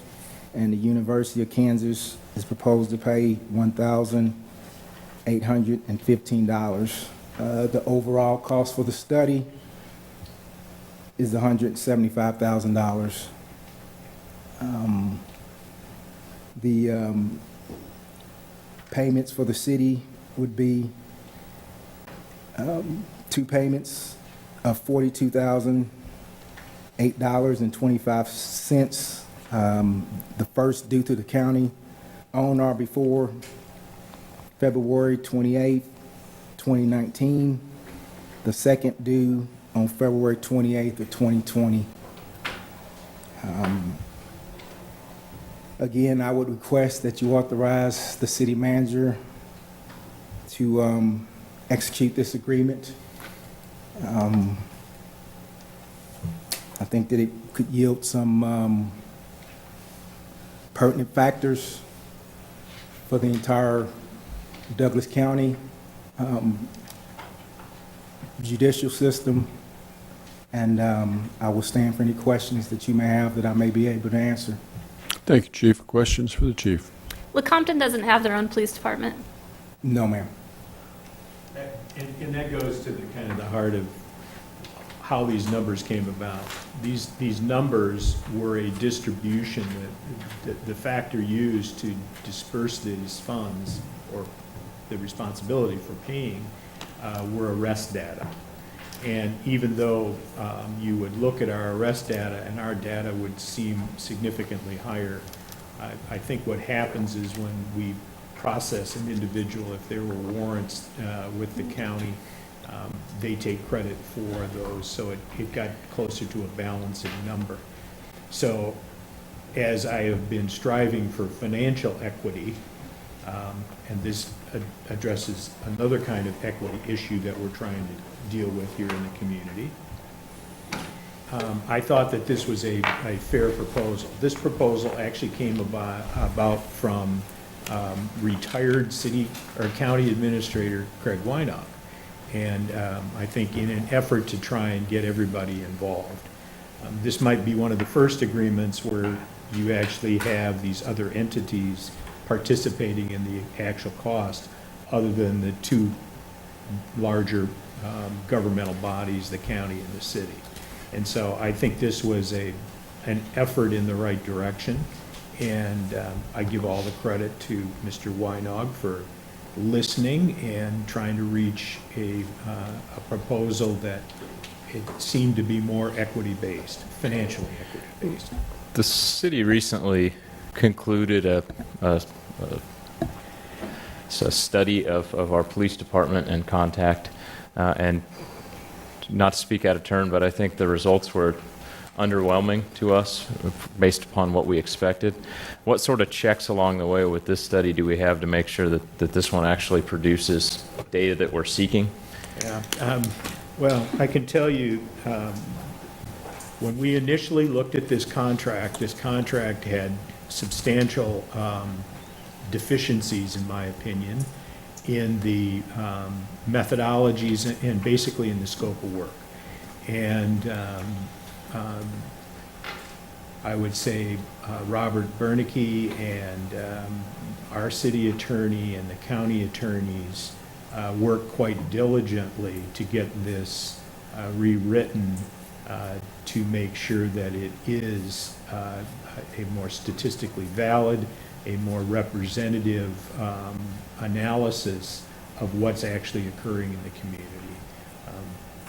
So there was a lot of effort that went into refining the document, the contract, to make sure that we were satisfied that we were getting the kind of information we really need to know about what this distribution of DMC is, where it's occurring. And I would say the other thing is, by having, even though there's smaller amounts, you have to remember it's all proportionate. Having these other law enforcement jurisdictions actually have some money in this process, I think is something beyond just financial equity. It's a commitment to hopefully use the data to correct what may be, coming out about disproportionality of who we're arresting, and the methods that we use for patrol, the methods that we use to deal with stops in our community. So I am hopeful that this will produce meaningful data that actually drives change in some of the policies of how we operate. And so there's working committees of law enforcement that the chief is involved in that will be evaluating this as it progresses. The data will be submitted to both the city manager and the county administrator on early draft information about what we're seeing. It's more to ask questions about, did you check this, did you check that sort of thing. And there's checkpoints built into the scope of work throughout this process to ask those very types of questions to make sure we're getting valid information. And really, that working committees was where my question was going, because I recall with our previous study, we had that idea, and then it's, depending on which speaker you listen to, it dissolved at some point and became a circus. Yeah. And it would be my hope that we don't recreate our mistake with additional money. I think we learned some things. Again, I would say for those that may have seen the initial drafts of the scope of work on this, it has come a very long way. I did have a chance to see that original draft, and it was insane compared to what we have now. So, I'm impressed with how it did change. One question I have is, why would we be paying for this before the study's over? Because you're bringing people in, I think, this is not unusual in terms of university relationships and contracts from what I've seen. That's the way it was set up. Actually, we pushed those dates out, believe it or not, on payment. So we have no leverage once we get the data back or study back as Well, to... the data is the data. Yeah, or the study back. We have nothing to Yeah. hold them to it, to the contract. You mean like a final payment? Yeah. Yes. I don't know if I could stand going back through this process one more time. I just never, every contract I ever had, it was I held think we 10 to reviewed 20%. it in short order. I think the university, Northeastern University out in Boston, took 2.5 months to review it. Yeah, I don't mean to be critical, but this ended so poorly last time that if it goes that way again, without us doing something to prevent that along the way. I will say, as a member of the CJCC, we did have an opportunity to speak with researchers and look at, some of the other research that they've done, and I was very impressed with the amount of data that they provided and the way that they analyzed that. I also know that the CJCC is very interested in maintaining that relationship with them and kind of holding them accountable. I know that that doesn't necessarily guarantee anything, but I have seen an impressive amount of work from them based on research they've done prior to this. For what that's worth. Thank you. It's the old mantra, trust but verify. Yeah, absolutely. I love the idea of trusting it, but I've also seen it go up in flames. Well, I think it's a good study to pursue. I don't think we've had public comment yet. on Okay, this. that's all So if there are other questions, then we need to address them. And if there are no other questions, then let's move on to public comment. Thank you, Chief. Thank you.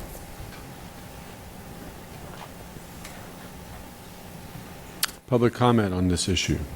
Please come forward, tell us who you are, and get 3 minutes.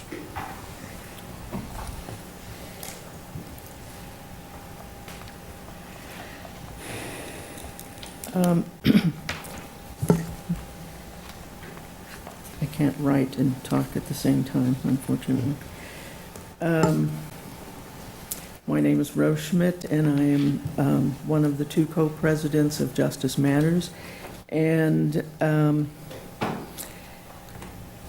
this is, in many ways, a historic moment in Douglas County. We are locking up more people than we have ever before. The new facility was open for the full year in 2000, and we had a population of 117.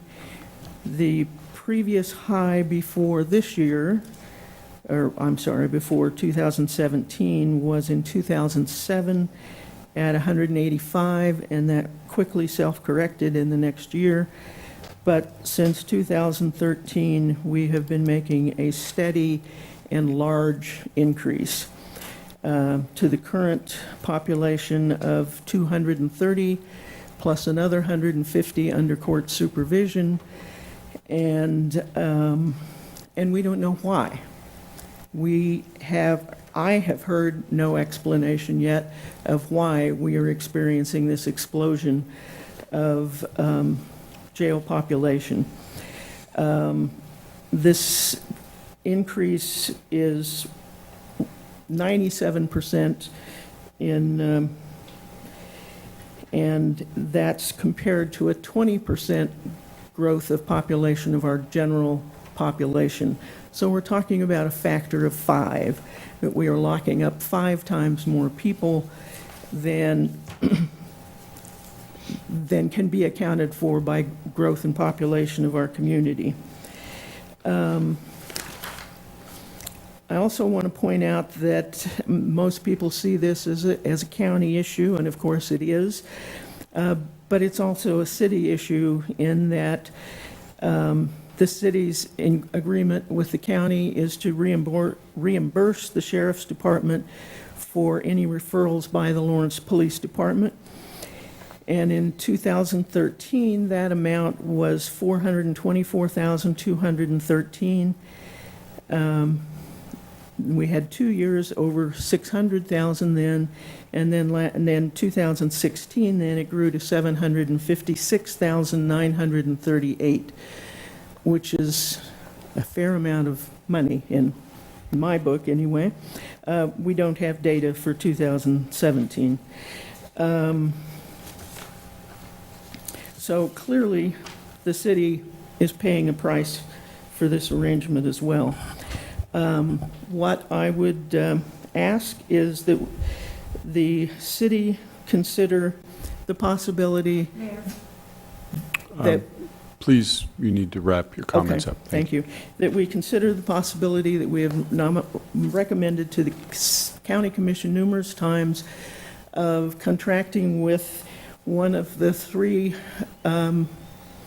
firms recommended by the MacArthur Foundation to do these assessments and make recommendations for how to decarcerate in our jail.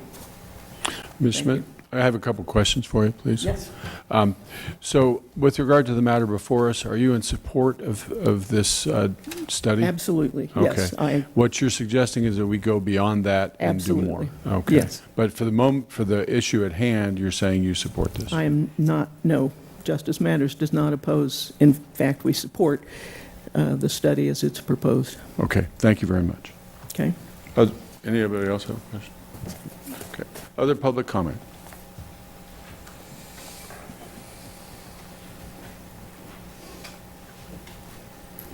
Sorry, frequent flyer tonight. I too completely support this, of course.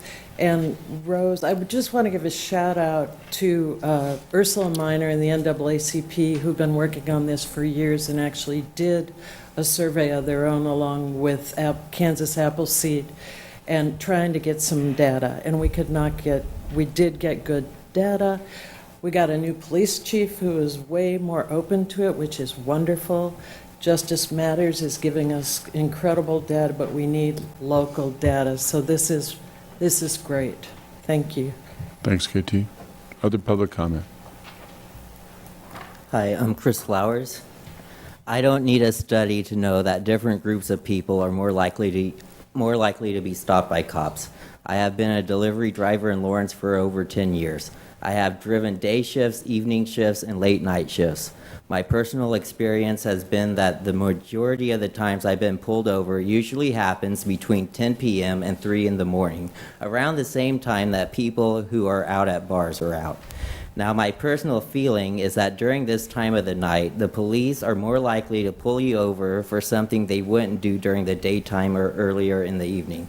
However, if you even give the slightest hint to the officer that part of the reason that you're being pulled over is so he can check if you're drunk or not, the cop will assure you that it has nothing to do with why you're being pulled over. Isn't it just the strangest coincidence that the majority of the times I have been pulled over and given a warning for something minor happens around the same time that people are out drinking? Even if you do drive perfectly, the cops can still get you while you're out driving late with their crooked little loophole called the DUI checkpoint. That's right, the cops' middle finger to our Fourth Amendment rights. It's where the cops set up in the street and make whoever they want stop and give their drivers information while the cops assess the situation for drug or alcohol use. But here's the thing, the DUI checkpoints in Lawrence happen late at night. Late night is also when poor people are more likely to be out and about. Minorities are more likely to be poor. I have worked both day and night shifts at my job, and I can tell you firsthand there is definitely a different crowd that comes out at noon for lunch than comes in after midnight. So if the police are doing things like DUI checkpoints at night when certain groups of people are more likely to be out driving and not doing them at all during the day when other groups of people are out driving, then common sense dictates that some groups of people are going to be getting more tickets than other groups. Seriously, how is it fair that those of us driving late at night have to deal with DUI checkpoints, yet mothers picking up their kids from Free State in the afternoon never do? If you want fairness in traffic tickets, then police the same way 24 hours a day and not policing harder when poor people are more likely to be out driving. And more importantly, not letting the police use something like a DUI checkpoint to begin with. Also, I might be for the study, but I just think the city needs to do a better job of using common sense and of just avoiding police practices that, if you just look at it, you can tell that there's going to be people not being treated the same way. Thank you. Other public comment on this issue?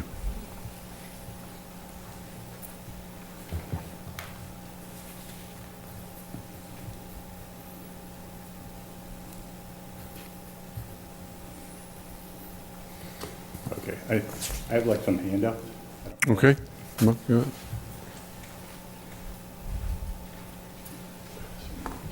Okay.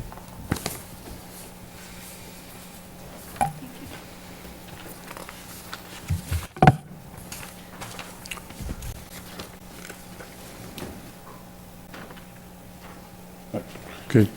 Tell us who you are, please. Eddie Lehman, William Lehman. The problem I have, I heard part of it, again, like Ms. Ananda was talking about. I was trying to listen on the phone on the way over. But I'm not sure I heard all of it. Some of them, of what Commissioner Ebert mentioned with the previous study. And one of the things is that there's already someone in the police department, at least one person, theoretically. I mean, they're hiring a position. I'm not sure how many now. But that's literally their job. That we already have the data. You have an analyst. If you look at the analyst, the position, I mean, they have that background to be able to do that analysis. I mean, I'm not diminishing, it's good for them, for Northeastern, get money for students and work and all that kind of stuff. But it doesn't change the fact is, it's not rocket science. It's just basic statistical analysis that you look at the data that we already have.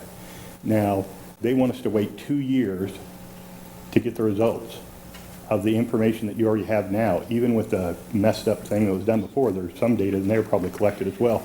But you already have everything you need right now. You have at least one person, or they're hiring someone who's going to be able to do that. So to me, it seems a waste of $84,000 that you could use for something else. You could hire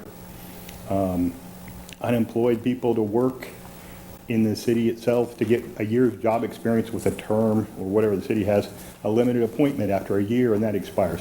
There's a lot of things you could do with the money. It seems like you're just throwing good money after, as you mentioned earlier, bad, and it's just a waste. So, and I don't understand why we're sending the money to Massachusetts. I understand Massachusetts. I understand that they're doing it and they have a program, but I didn't hear anything about us trying to get KU involved or one of the other Kansas universities. It's just $84,000 at the very least for the city's money, not counting the others going out of the state. I just think it's a waste. Thank you. Thanks. Other public comment?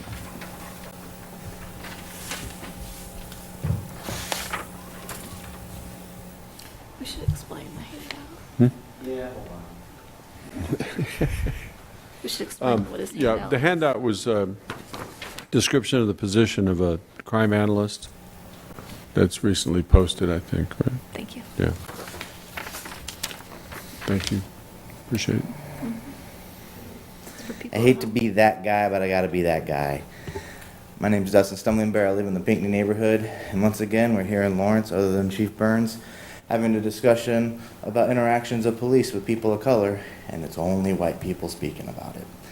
Now, I would like to be excited about this study, but I have to actually mirror Commissioner Herbert's sentiments about our last study and what a joke that was and how much money we as a city, so me as a taxpayer and everyone else, including people of color, paid for a study that didn't really give a shit. And yeah, my language kind of sucks, but it really didn't tell us much of anything. It was non-scientific in how they engaged with the community. So I get where Commissioner Nanda, you say they have a lot of research background, they're great, but again, you talked about the contract, Commissioner Larson, being a lot more enforced. City Manager Marcus talked about how we're gonna have more input, we're getting better data out of it. But if we don't have real teeth along the way and in the process, are we just gonna be pissing away more money to find out that people of color are once again ignored within this community, because that's how it felt after that last study. We weren't worth the time to put in to make sure the company did the job right. And are we gonna go through that process again?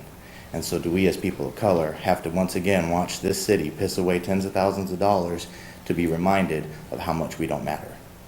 Just consider that as we move forward with this contract, considering teeth along the way, and that the actual data sets we get they tell us what we want to know, really want to know. Thank you. Thank you. Other public comment? Okay, back to the commission.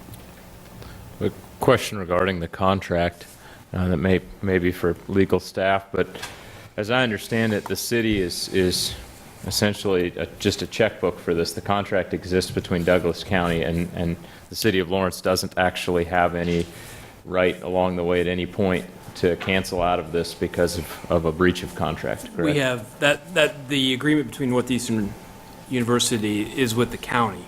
We do have an agreement with the county and the university and the other cities involved here under this agreement, which involves the payments. The actual work is all done through the county's agreement, but we have an agreement regarding here, and if it's not appropriate, then there's...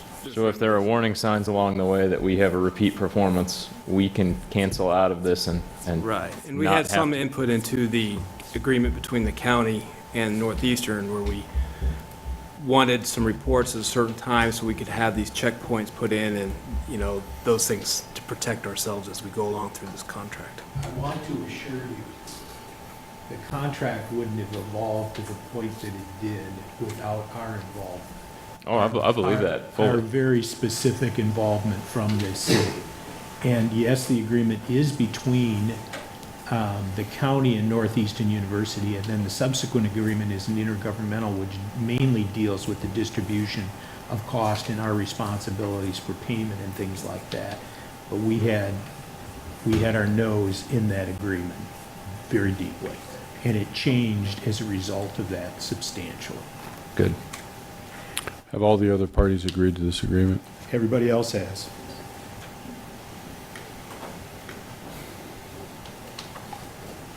So now you've really got leverage.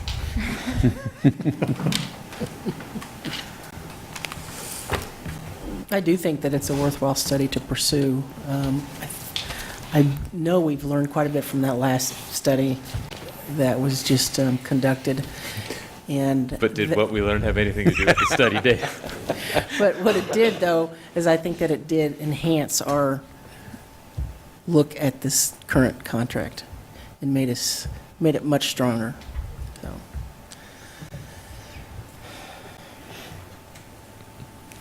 Other comments? I think that, you know, there's the quarterly report requirement, the timeline that is relatively specifically spelled out. And I'm guessing we have Tom or other staff to thank for Part B of the, Attachment A, Scope of Services, number 4, which is the contractor shall ensure that all data collection and analysis be based on statistically valid analysis and testing, not anecdotal comments, very specifically set out, so I'm appreciative of that. Where do you think that came from? Yeah. Boy, that sounds familiar. Can't imagine. I think that we had a comment regarding the crime analyst position, and I was hoping Chief Burns could talk a little bit. I'm guessing that there are specific data that they are looking at for the department, but just some idea of why this person wouldn't be appropriate to do a study like this. I'm sorry, I'm having trouble. Are you speaking to me? Nope.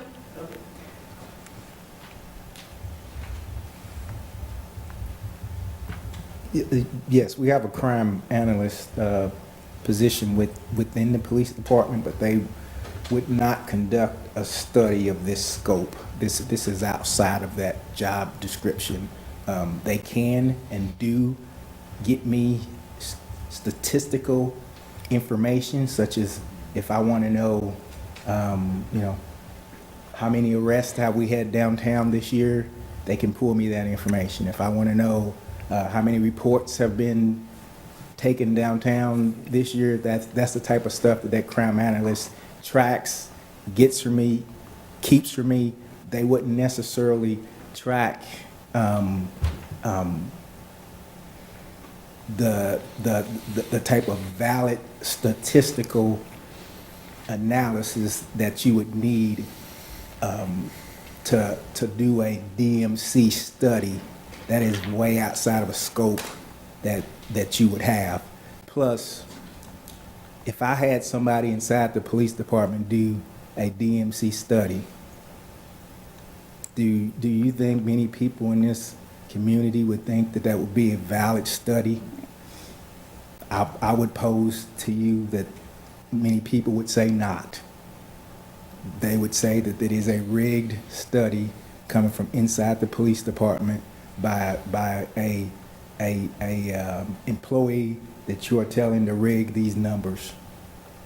So when you have a third party from outside of this community that is doing this study, I don't know how any more valid than you could get to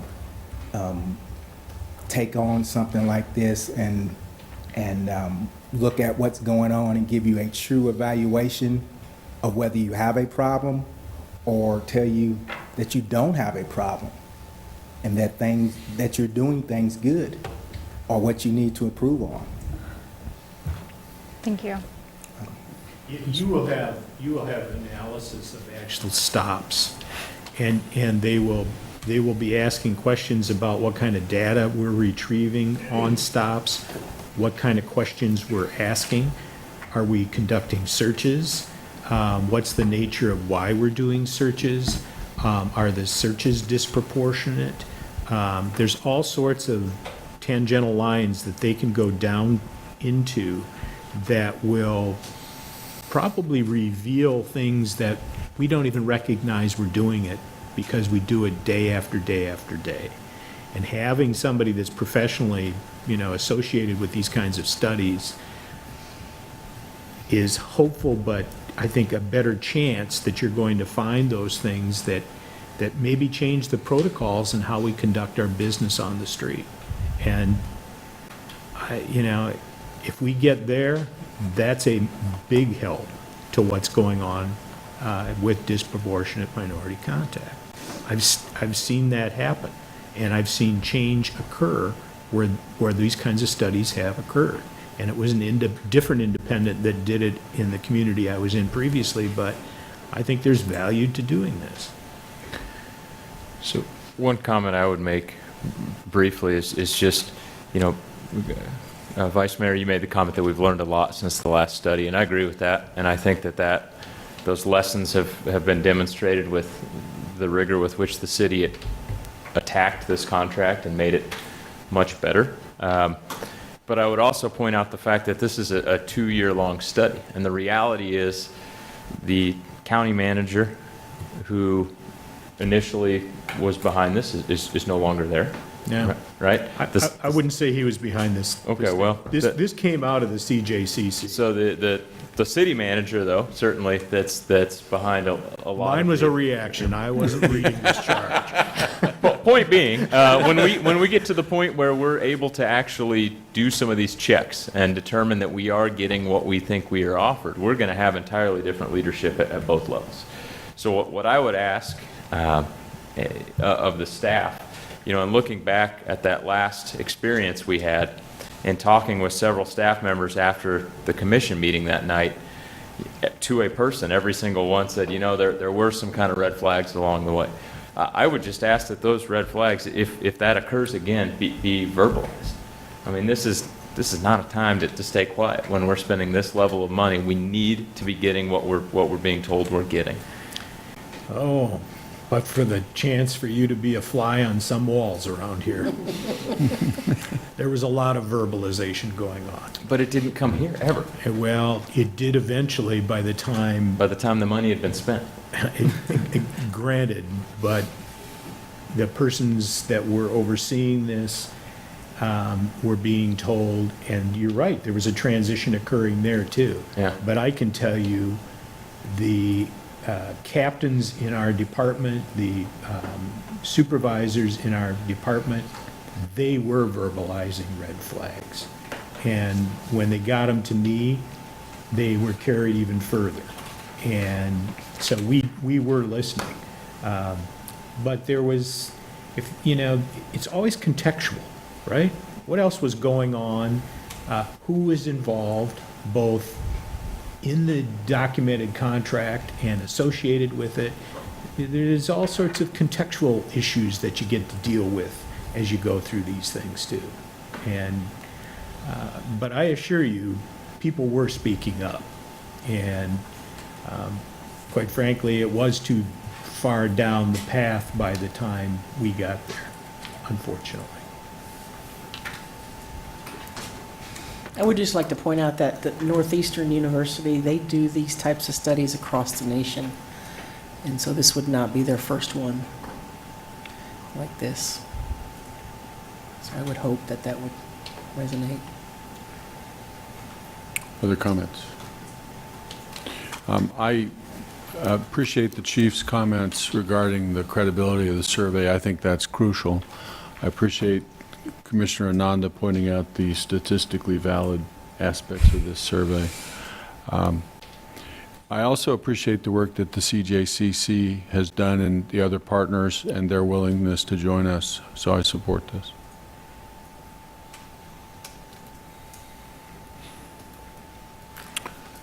I entertain a motion.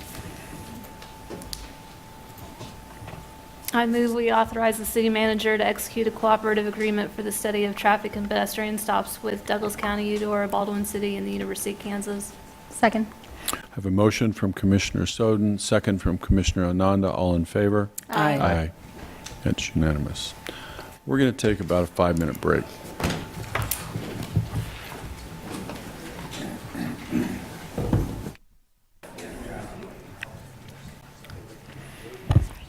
Okay.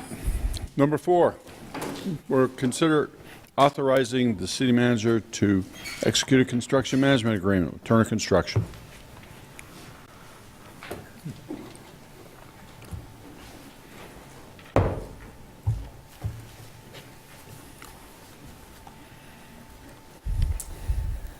Mayor, Commissioners, Melinda Harger again with Municipal Services and Operations. Before discussing the evaluation process and the selection of the construction manager, I just wanted to give you a brief update on the police facility project since I was last here in August. In April 2017, the Commission directed staff to proceed with a phased plan for the project with the priority of moving all the functions from the Law Enforcement Center, the LEC, which includes patrol, records, and evidence, to the new facility.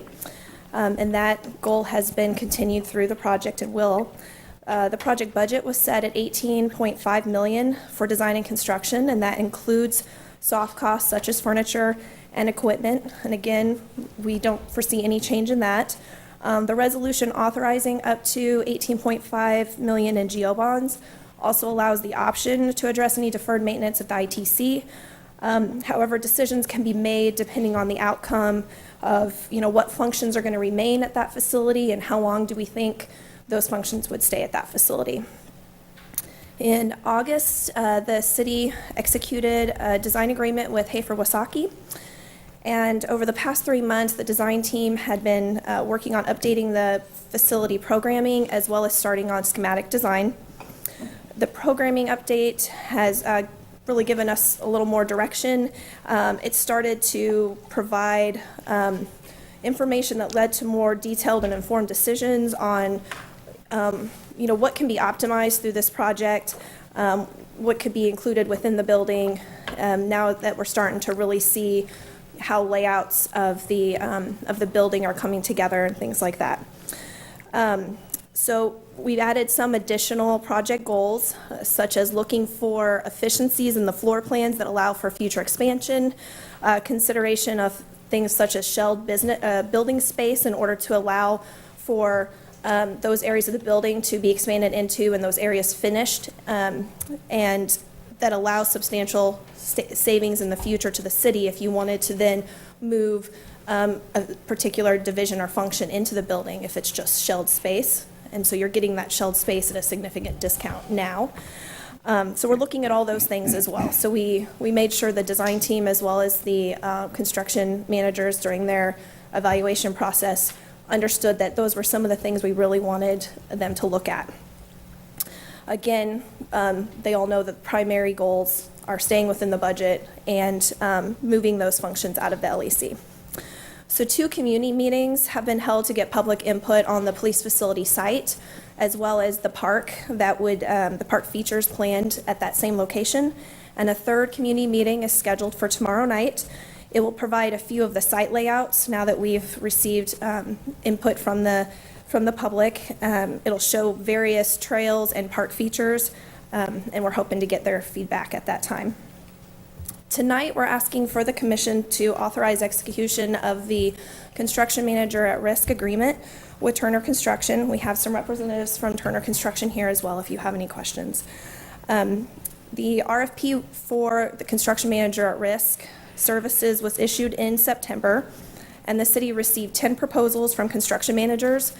The evaluation process followed the alternative delivery project procedures, and we also utilized Dr. Brian Lyons with KU, his services again, like we did with the design consultant RFP to help us through that. So we had, again, the evaluation committee score the blind written proposals, and the top 5 firms were shortlisted for interviews.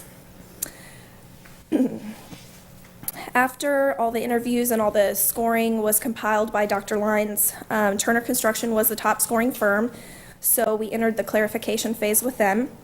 The cost proposal, just to mention that again, that was 35% of the scoring.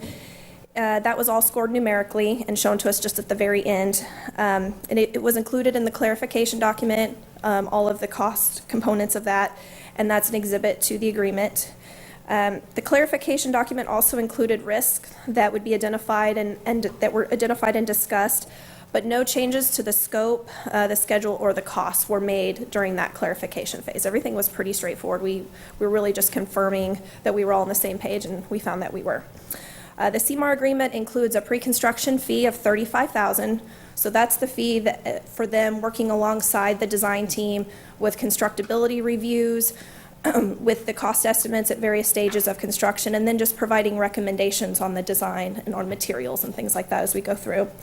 The agreement also includes the construction phase services fee of 2.45% of the guaranteed max price. So since that was part of their cost proposal, that's identified in the agreement, but again, the guaranteed max price, the GMP amendment, will not be part of it here initially. That is going to be developed through design and brought back to the commission at that time. So the future GMP amendment we're anticipating will be late spring, early summer. It will be around 16 million. That's our budget for construction. However, it may be prudent to include some of the city's owner contingency just for the city's use, to include that in part of that as well. So it might end up coming in a little over 16 million for that actual GMP amendment. We'll see where we go. And we also want it to include alternatives. So as contingencies that they have built in for different items as we reach various phases of construction and those contingencies are returned or lowered, then maybe we can build in some of those alternatives that we took into account during design. The agreement includes the open book costing method and competitive bids for subcontracted work as well. So with that, I guess the one thing I didn't mention, the general conditions, that also was part of their cost proposal. They had a not-to-exceed general conditions fee in there, and that general conditions cost will be part of the GMP. So that also comes later with the GMP amendment. So if you saw that in the clarification document that was attached in the agreement. Thank you, Melinda. Questions for Melinda? So the 2.45% of the GMP, that's on top of the GMP, Yes. but it's still But part it's of on the cost of the cost of the work. right? Correct. But Yes. it's still part of the budget. Yes, it's all Okay. part of the budget, yes. Okay. The, you said indicated $16 million for construction, and that included all your soft costs, which would mean, what does that mean? So things like furniture and equipment would be included in that. So there's potential that we may decide to purchase outside of our agreement with Turner, but we're going to look at that as we go through and look at, what does that mean in terms of our equipment. The thought is if some items are just a plug-in item, maybe we purchase them. But if there's a lot of coordination required in terms of, electrical is usually the big one, or installation costs, then it makes sense to have them acquire that piece of equipment, or long lead times, things like that, or savings by bundling it together. Okay. So that includes all your computers, servers, that type of thing? Yes, and some things will be moved over Right, from yeah, existing that's true. facilities as well. Okay, of the $16 million, that includes possibly needing to do ITC maintenance, is that correct? Yes. Okay, because in 2017, we indicated that might be 1.5 million. So if we don't use that, does that mean the construction price goes down? The thought is if we decide that some of those improvements are not needed at the ITC, or we're moving some of those functions out of the space, like we wouldn't want to carpet everything if only 25% of the building is going to be left occupied, that those funds will be used for the new facility. Okay. But That was a very conservative estimate at that time. But that will be contingent upon if we can move people out of the ITC, is that correct? Right, and also looking at some of those improvements, there were things like parking lot improvements, parking lot lighting, Right. HVAC. Some of those, if the costs come in less, Okay. we can apply that.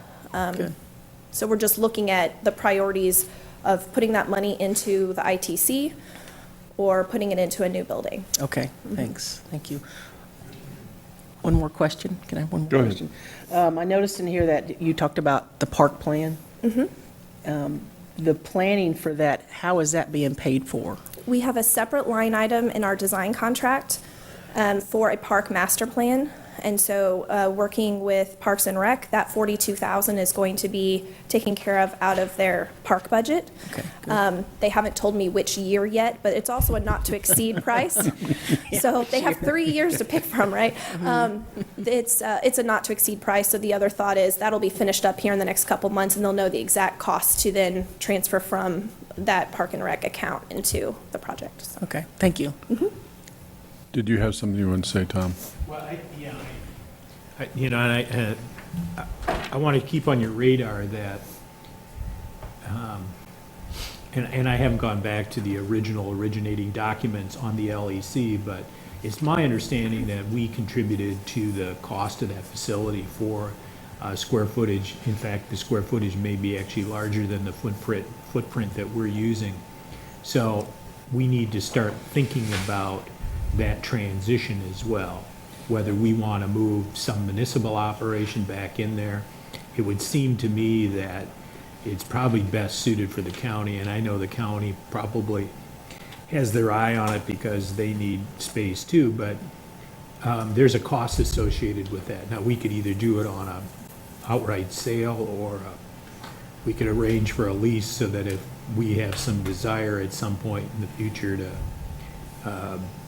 maybe move municipal court back in there or some other use. And I know we're going to be looking at new municipal court space, but we designed that to be flexible too. So there's that, and then the ITC building eventually too. So you want to, as commissioners, you just want to keep that in the back of your mind, that those are opportunities to bring some of this money back in to the operation as those properties can be sold, leased, or otherwise. Okay. Other questions? I was concerned about, we were talking previously about sustainability measures. What's the latest with that? We had an eco charrette a month and a half ago, and so we started looking at what our sustainability goals are for the project, ranked different items. So I will likely be coming back to you with that GMP amendment and also letting you know what was implemented as part of that. But some of the things we really wanted to focus on was life cycle costs. I think that was in our top 3. First cost was, of course, in the top 3 as well. But we've already been looking at mechanical systems, narrowed those down, and a factor included in that is, based on our goals, was the life cycle cost, efficiencies, and things like that. Are we looking at solar panels or anything like that? We're looking at the option to add solar in the future, so having conduit and everything in place so that we could. But with the budget we have for phase 1, it doesn't look like that would probably be the highest priority is to put that in now. But we've been looking at sun patterns and shading and where could those be placed. Like if we had covered parking in the future, where could we place solar panels in the future and them get the maximum amount of light? That's certainly something that I would be interested in doing up front rather than waiting, but I'm only one person on this commission. Matthew, did you have something? Yeah, I don't want to sidetrack the conversation, but thinking about item 2 on our agenda tonight, BTBC expansion facility. Tom, do you have any concern once the police facility phase 1 is done that the ITC will effectively be our BTBC West campus? Kind of a sunk cost that we just keep hemorrhaging year after year. And really what my question is, before you leave, do you have any suggestions on how we go about avoiding that? Yeah, get rid of it. I had an opportunity presented to me, similar to the history, I think, of Crititech. And as a building in the immediate vicinity, I'll describe it. And I went and toured the facility, and it was probably a similar vintage and current condition as our facility was. And my takeaway was that that's not a smart way to consolidate uses or put uses together.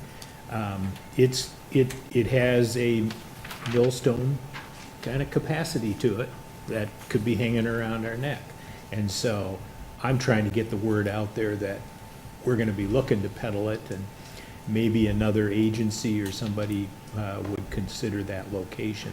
So I don't want to wait till the end. That's why I kind of announce this stuff now publicly, so that people start thinking about, well, I don't think there's going to be any problem with the LEC space. I'm confident, unless we're playing poker, that the county will express their interest. I think they would love to have it. I like the idea of being able to tell people it's in the court building for all courts, but, we are making this, and it's going to be down at our end, the municipal court end, and city attorney oversees the courts, and their offices are here. So, there's trade-offs and all this stuff. I just find that the ITC facility it just doesn't make a whole lot of sense to me in terms of future use for city operations. So I think we really want to think about moving on with it. And maybe it gets demoed or partially demoed. It certainly would need to be altered and rehabbed for, successful long-term use. It's a bit of a peculiar lot, for sure. Yeah. All right, thanks. Other questions from Melinda, Tom? I think most of my questions have been answered, but I was wondering if you would mention the time and location for the December 19th meeting, just so that we have it out there. Tomorrow's meeting, December 19th, at 7:30 to 8:30 at the Sports Pavilion. Thank you. And our final meeting will be held in February. After we submit drawings into planning, we want to show those to the public as well as soon as possible. So if I understood what you were saying, the priorities for this project are to move out of the LEC and then move as many functions from the ITC as are possible in, to the extent that we have funding, up to the budget level. So that for things like solar panels, that's not as high a priority because what we're trying to do is vacate this other space. Correct. Is that, That is correct. okay. But it sounds like what I understand is you're going to basically set it up so that if, in the future, when we do solar, that, We're not tearing up pavement in the Right. parking lot or things like that. Yeah, I appreciate that thoughtfulness. Yeah. Thank you. Okay. Thank you. Other presentations, or should we just go to public comment? Public comment on this issue.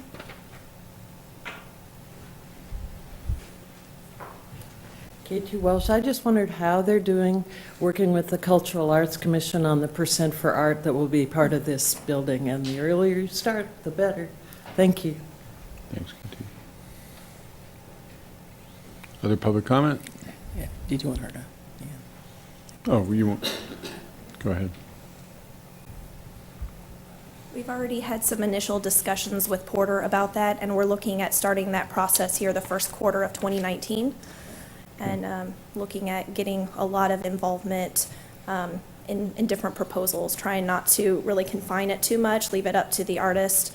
But the thought is to try to do something on that site, that 29.5 acres, where some of it, I mean, maybe it's in front of the police facility or the lobby, but maybe it's part of the park or the trail. So we're leaving it open right now. Okay, thank you. Other public comment? Tom? I just can't help but gloat. You know, it wasn't that long ago that we did everything by design, bid, build. And sitting here listening to Melinda comment about the litany of questions and the engagement of different aspects of what we now have to think about in the process that we use now, I think advances this whole process of constructing a facility way beyond. And it's been a collaborative approach, in particular inside, but with the university's involvement and, you know, the leadership that Melinda has shown through this whole process, I think, is absolutely impressive. And it's nice to see our staff evolve and develop before our eyes. And I think, you know, when you think back about the pretty heavy debate we had about process change, I have a lot of confidence that it's absolutely moved in the right direction. So, I'm not gloating, I'm just kind of like proud. So.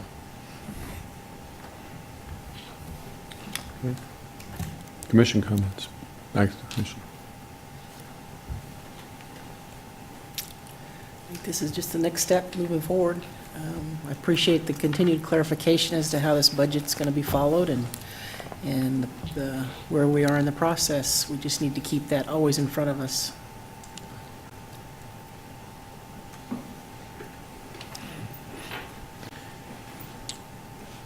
Okay. Always, I appreciate you guys waiting several hours for your item. Make a motion? I move that we authorize the city manager to execute a construction management agreement with Turner Construction. Second. Motion from Commissioner Nanda, second from Commissioner Herbert. All in favor? Aye. Aye. Okay, thank you. Number 5. We're going to adjourn for a brief tour of the City Hall riverfront that will house... Excuse me, we'll recess for a brief tour of City Hall riverfront that will house planning and development services and How long is municipal... it supposed to? Brief.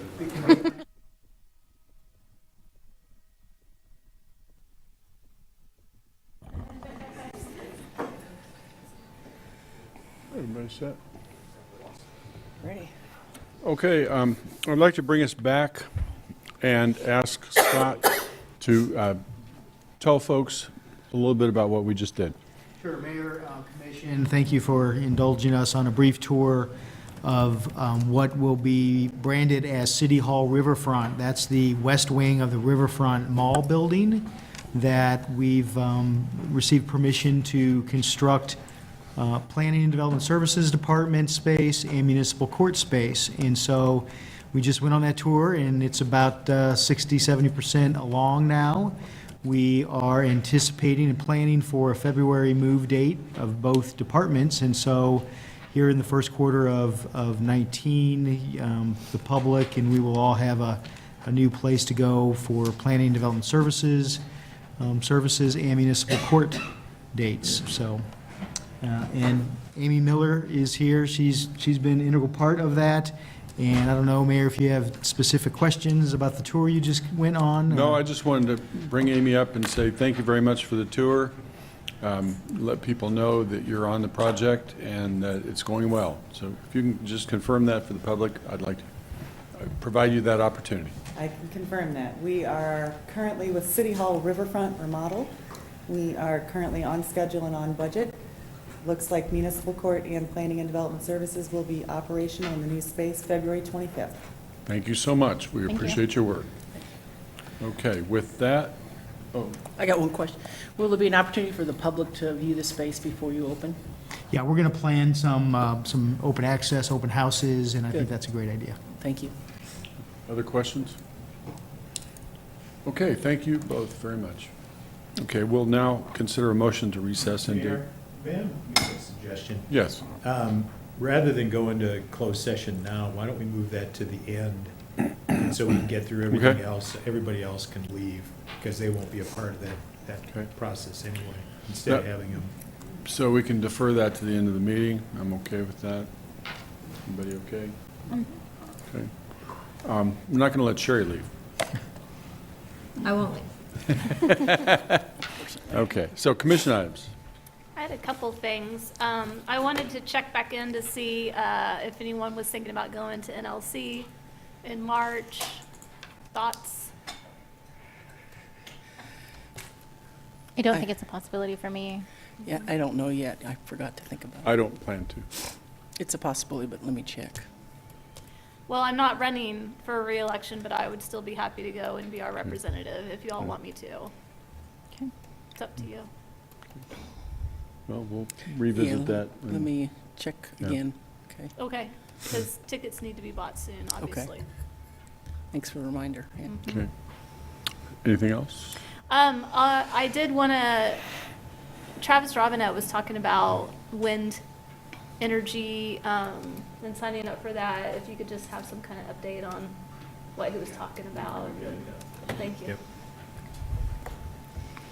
Other commission items? I guess I was reminded this evening that we posed a question about how much we paid to incarcerate people on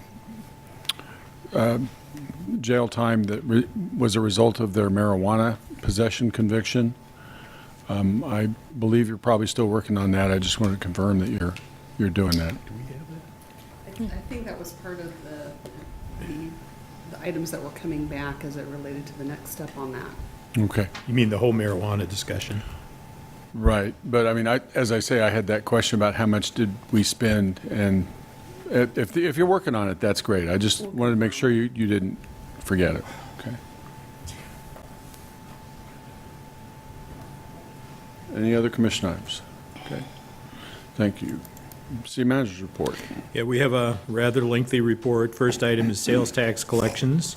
On May 1st of this year, the Kansas Department of Revenue brought to finance staff's attention that utility billing has not been collecting or remitting the TDD sales tax on water sales from 18 accounts that fell in the TDD special tax districts. It's not a overwhelming issue, it's a very specific issue. All identified sales tax issues have been resolved going forward, and the appropriate sales tax will be collected and remitted. The over-collected taxes on the polycarts is in the hands of the state of Kansas, and we have a very detailed report backing that up.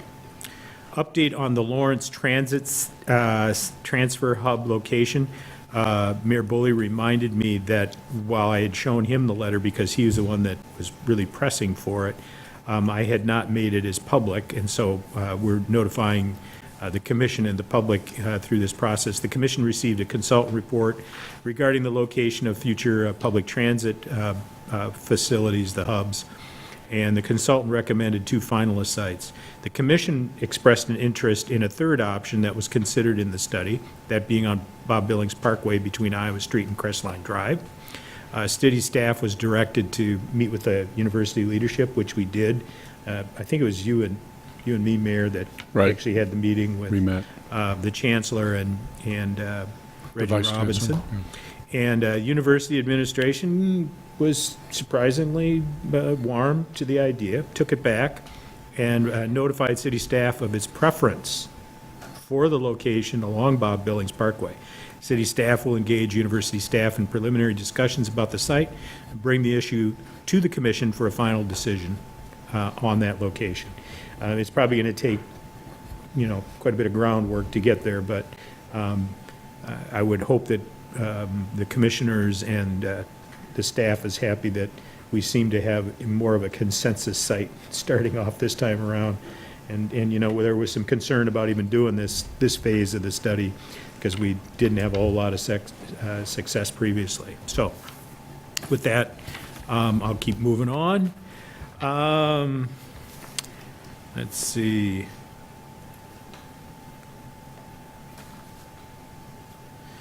Follow-up regarding utility billing refunds. We have a complete report. The gentleman earlier spoke to this issue, and you have the report. I'm not going to go into great detail, but to say that we really don't have the technology in place right now to put this on automatic. We will in October, as Frank indicated, and by nod to Jeremy at this point, I would ask that he bring this back for conversation when we have a high confidence level that we could actually implement something like this, maybe early fall, so that we start the conversation to see if you want to do that on an automatic basis, and what the financial implications of that might be as well. I'm not in a position where I think we should not require deposits. I think that's a mistake. There's a lot of issues, but when you have a consistent payer, that's probably not a big concern, which is built into policy. It's just that the notification process is pretty cumbersome and clumsy, and it's all manual pretty much at this point. So it's just not doable right now. Are you going to consider policy changes along with everything else? Yeah. Good. Yeah, we could do that.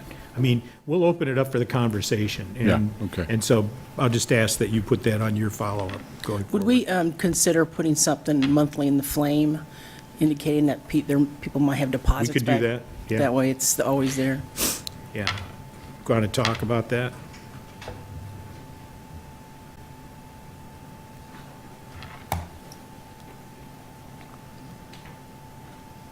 You can come up to the podium, Jeremy.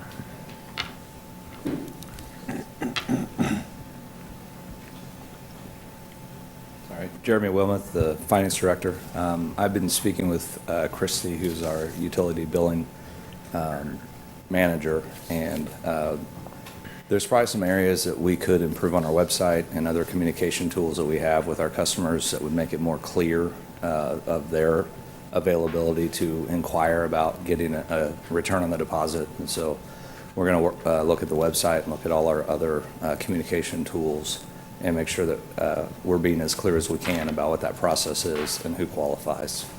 Thank you. Thank you, Jeremy. Thank you. And we really like to thank Frank for bringing it to us, to our attention. Yeah.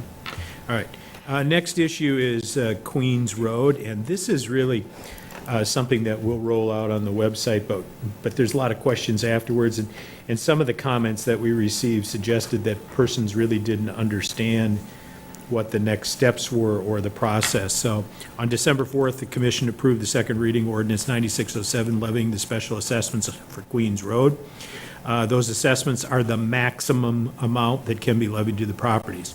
On December 13th, the ordinance was published in the Lawrence Journal World, which kind of starts the clock going. After 30 days, the statute of limitations to object to the benefit district expires. We have a whole schedule of things that will be occurring based on an estimated construction assessment timeline. Final plans, easement acquisition, February, March of 2019. Bidding, April, May of 19.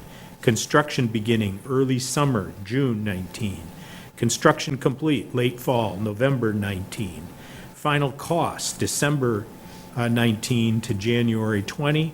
Letters to owners on final cost, January to February of 2020.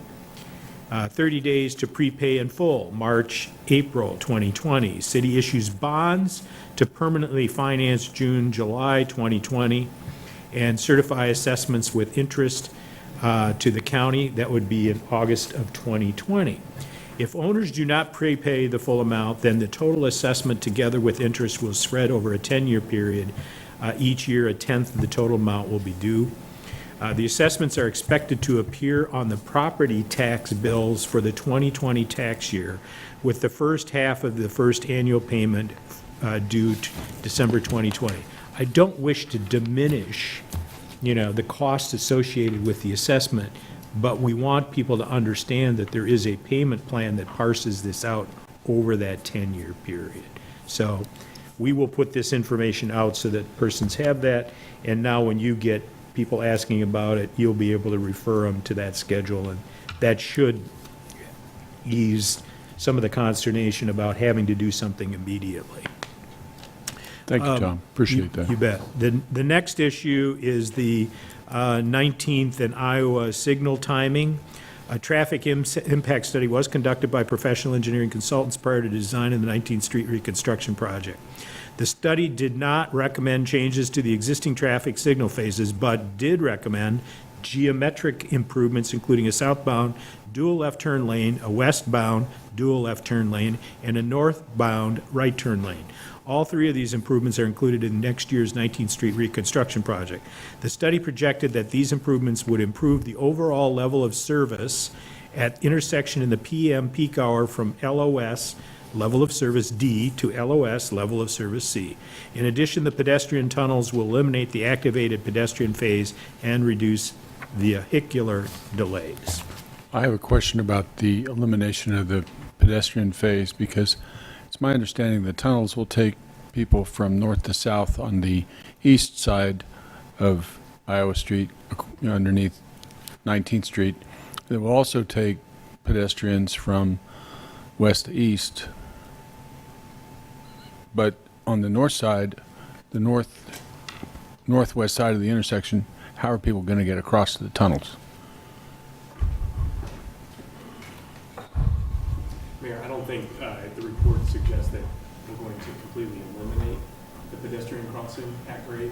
It's just that it will be less frequently used. Okay. So it will less frequently preempt Okay. the signal and throw off the time. Thank you. Yeah. All right, next issue is city boundary description. This is an information item. Before the last day of December in any year in which any territory has been added to or excluded from any city, the governing body of such city shall declare by resolution the entire boundary of the city. The city did not annex or de-annex any property in 18, so no action is required by the commission. The city encompasses approximately 22,300 acres within the city limits. Who's real quick? How many square miles is that? Nobody's real quick. Okay. Fleet manager, Robert Aaron. And Robert's not around at this hour, but we did want to compliment him. He has become a certified public fleet professional through the American Public Works Association.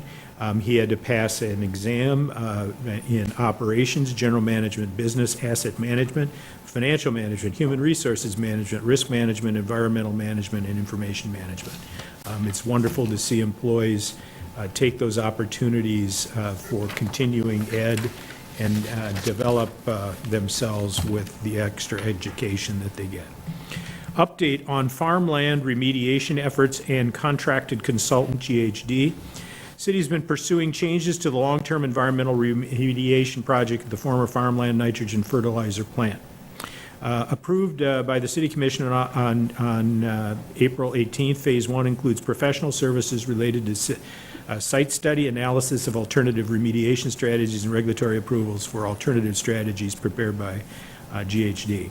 The project scope, as proposed by a GHD at the beginning of the year, included data review, existing remediation, system evaluation, remediation, alternative evaluation, recommendation, and community engagement. Staff and GHD have worked continuously to produce a remediation alternative that may be presented to the Kansas Department of Health and Environment.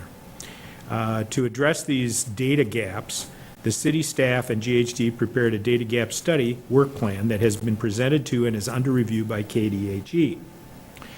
KDHE has indicated the plan should be approved by February 19. Upon approval of the work plan, the city staff intends to provide an update to the commission along with an agenda item containing a change order to address the additional work. Until this plan is approved, the data gap study has been performed, and alternative analysis recommendation of remedial alternatives cannot be reasonably completed and presented to KDHE for review and approval. In addition to the development of the conceptual site plan, KDHD, GHD, and city staff have begun the process of closing the RCRA permit associated with CRS, Chrome Reduction System, unit that has been entirely remediated since the city took ownership of the site. Very positive. Certification of post-closure care report prepared by GHD is also under review by KDHE. The approximate schedule for the RCRA permit closure is as follows: 60-day review period by KDHE, 30 days for preparation of the permit modification request, 60-day public comment period, and 30-day allowance for KDHE to approve. The letter was submitted on November 16th and is under review. According to our timeline, we hope to have it completed in May of 2019.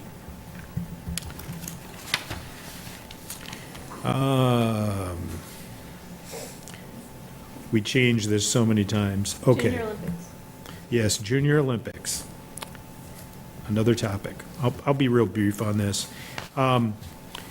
When we got into this whole thing with the Lawrence Sports Corporation, you remember there was this whole transition away from Explore Lawrence. Explore Lawrence. And so there was a separation. We had this agreement. In order to ensure that we did not exceed the authorized amount of money, we sat down and developed an agreement with Lawrence Sports Corporation and basically described how our money would be spent to the tune of $150,000. We identified every part of that. We required a pretty rigorous process for them to submit invoices and to check them off. And I can say it worked pretty much as I thought it would. We paid everything that we were obligated to pay, and yet Kansas Athletics came up short. I can assure you that according to the documents we entered into, that obligation is Lawrence Sports Corporation's, not ours. And we have sent a letter on to Kansas Athletics to explain that to them and make sure they understand where they need to pursue the funds that they, the services that they provided that they were not paid for entirely. All right. We have a report on residency. This was another issue that came up, and so we decided to update you on, is that the next item? Master plan. Master plan. So master plan, Commissioner Larson raised this issue and wanted us to schedule these going forward. You now know how many we have, so I suspect you'll be reviewing these 3 years after my retirement. There's so many of them. It depends on, really. What's your definition of master plan? Yeah, and how much are you going to review them? Personally, I think what I would ask you to do is go through the list and tell us which ones you really want to focus on initially. We probably, should get into it. I'm thinking that we do kind of a, whoever the staff is assigned has oversight on this, they'd give you a brief update. You could ask us questions, and if there's things that, we don't know during the presentation, we could go there. So if any of you, as you go through the list, I think you've already received the list now. If any of you have any questions about items on,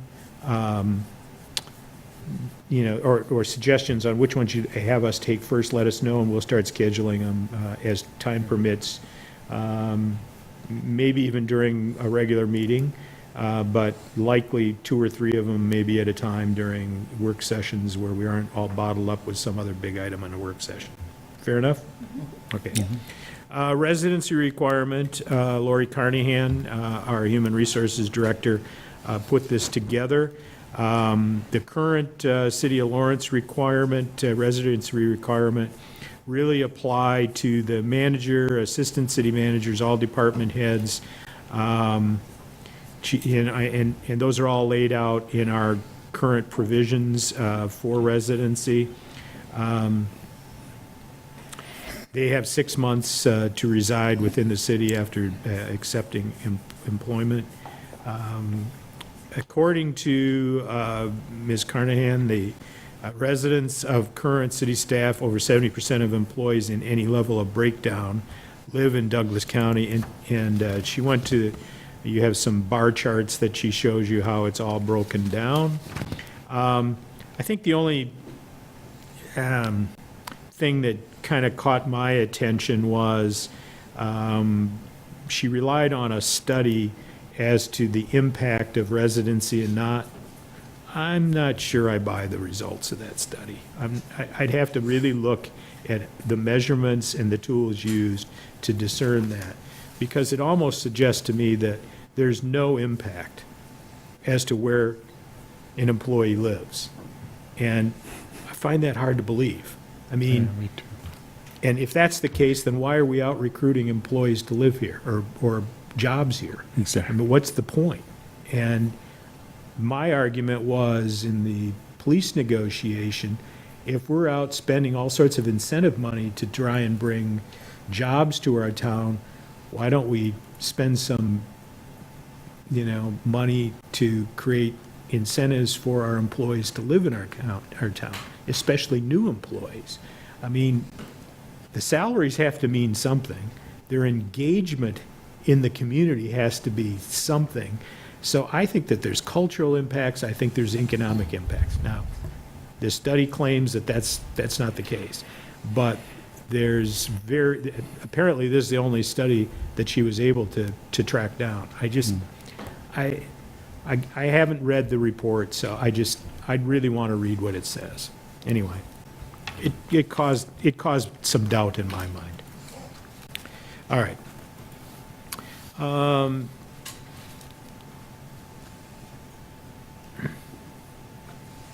We also had questions raised about our employee performance appraisal system, and during the discussion of employee longevity, that issue came up. So we went through, and I want to express to you that we did these in gross numbers because I really don't want to get into any specific information or identifier information about our performance evaluations for particular employees or even groups of employees. But overall, there were 927 ratings of outstanding. The comment was that people weren't getting outstanding. Now, it may have been in their particular area. And there were ratings given in every one of the 14 performance factors that we rate. The majority of ratings were commendable or effective. Only 78 ratings of needs improvement were given, and only 20 ratings of unacceptable were given. Now, if you look at that, that's not a symmetrical bell curve, is it? It's kind of a warped curve. So I don't know that it's supposed to be an equal distribution, but it probably should be a little bit more proportionate than our statistics suggest. So contrary to the comment that was made, it's kind of weighted more on the very positive side. Now, you know what a halo effect is, right? Halo effect means everybody's perfect. And we're not that. On the other hand, we tend to be more that direction. Now, if it's a true, honest performance evaluation, and the reality is every rater has kind of their own subjective analysis that they use in a lot of these ratings, despite the fact that, we do coaching and we try to train, so that we have commonality. I haven't seen that achieved yet. So I'd say that our weighting is, contrary to what was said, more towards the upper end rather than the middle or lower.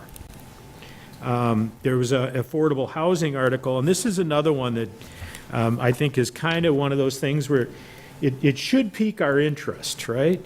I think it's when you read a lot of the conversation that occurred, it's making the argument that zoning, in essence, is one of those institutionalized things that may be resulting in significant discrimination.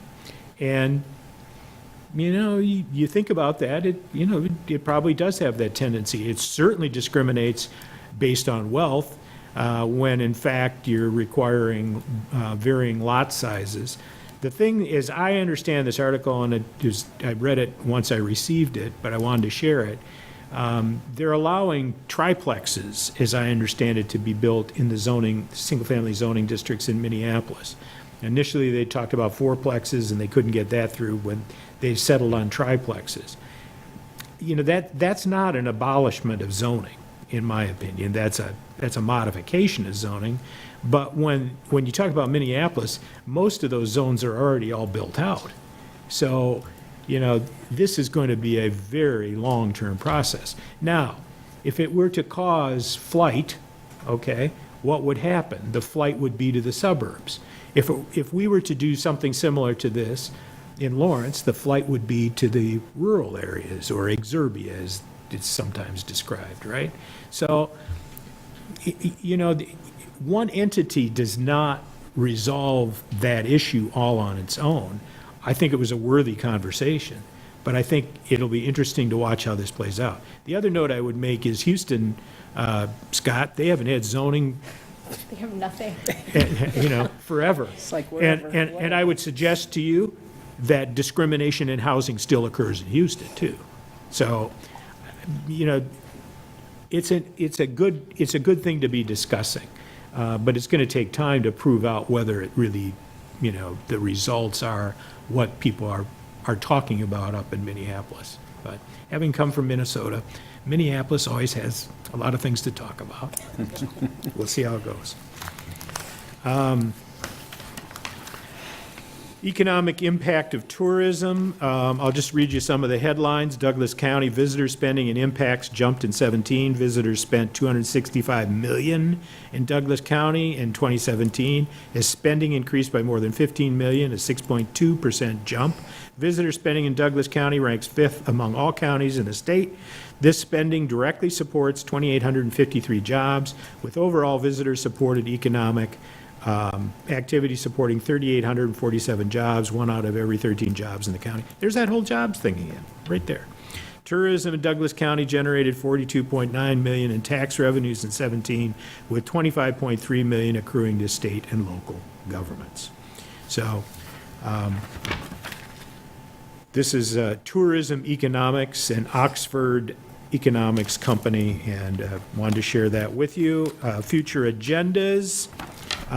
We have the state of the dress, and you're all going to want to be here because I hear we're doing some new exciting things with the addresses, plural, this year. So we'll see how that plays out. The pay plan consultant is tentatively scheduled for February 5th. This is beyond when it was supposed to be done. This has been held up. And I have to tell you, it's probably no more critical than any time I've served as a city manager. Things are happening to our community very swiftly. We are losing, especially the highly technical, scientific type employees, too quickly. It's sped up. We're not as competitive as we should be, which was the thrust of doing the pay plan to begin with. And so I'm having to leap into this in advance. I'd rather do this very sequential, following methodology of having the study and then do this. But we're going to lose too many employees, quite frankly, critical employees with very specific skills if we don't move ahead of this plan. And Casey knows I have been pressing to get this consultant to wrap this all up, so hopefully that gets done, and that my premature moves are not to out of step with what the plan will suggest. But I think we have to do some things because daily I'm getting notice of another critical employee moving on to so-called greener pastures, green being cash in this regard. So we have to take action. In terms of future work session items, Tom? yeah. Can we add on the future agendas list of TBD, the safe bar? The what? Safe bar ordinance? Yes, we can. All right. Future work session items, agenda management software will be demonstrated, the future use of the Santa Fe station. We do have some exciting construction projects going on. If you've been down there, it's really starting to shine. They're really putting the finishing touches on things down there, and it's really, it really has brought it back a long way. Discussion with the Affordable Housing Advisory Board is on February 12th, 19. And that's all I had for manager's report. One more thing to add on to the agenda, future agenda items, is the tobacco 21. Are we going to, working on that? Okay. Okay. Public comment on the city manager's report. Okay. Calendar?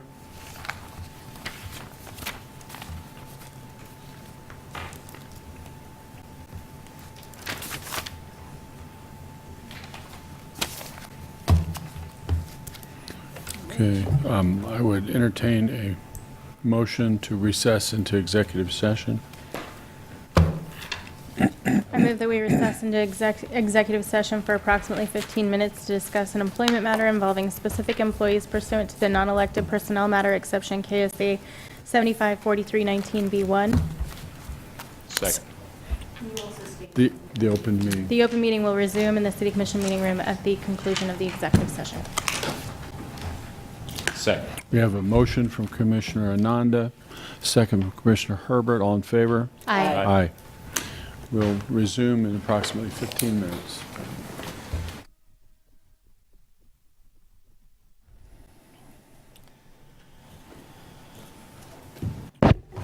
Okay, we have nothing to report. I'd entertain a motion to adjourn. To adjourn. Second. A motion from Commissioner Herbert, second from Vice Mayor Larson. All in favor? Aye. Aye. Thank you and good night.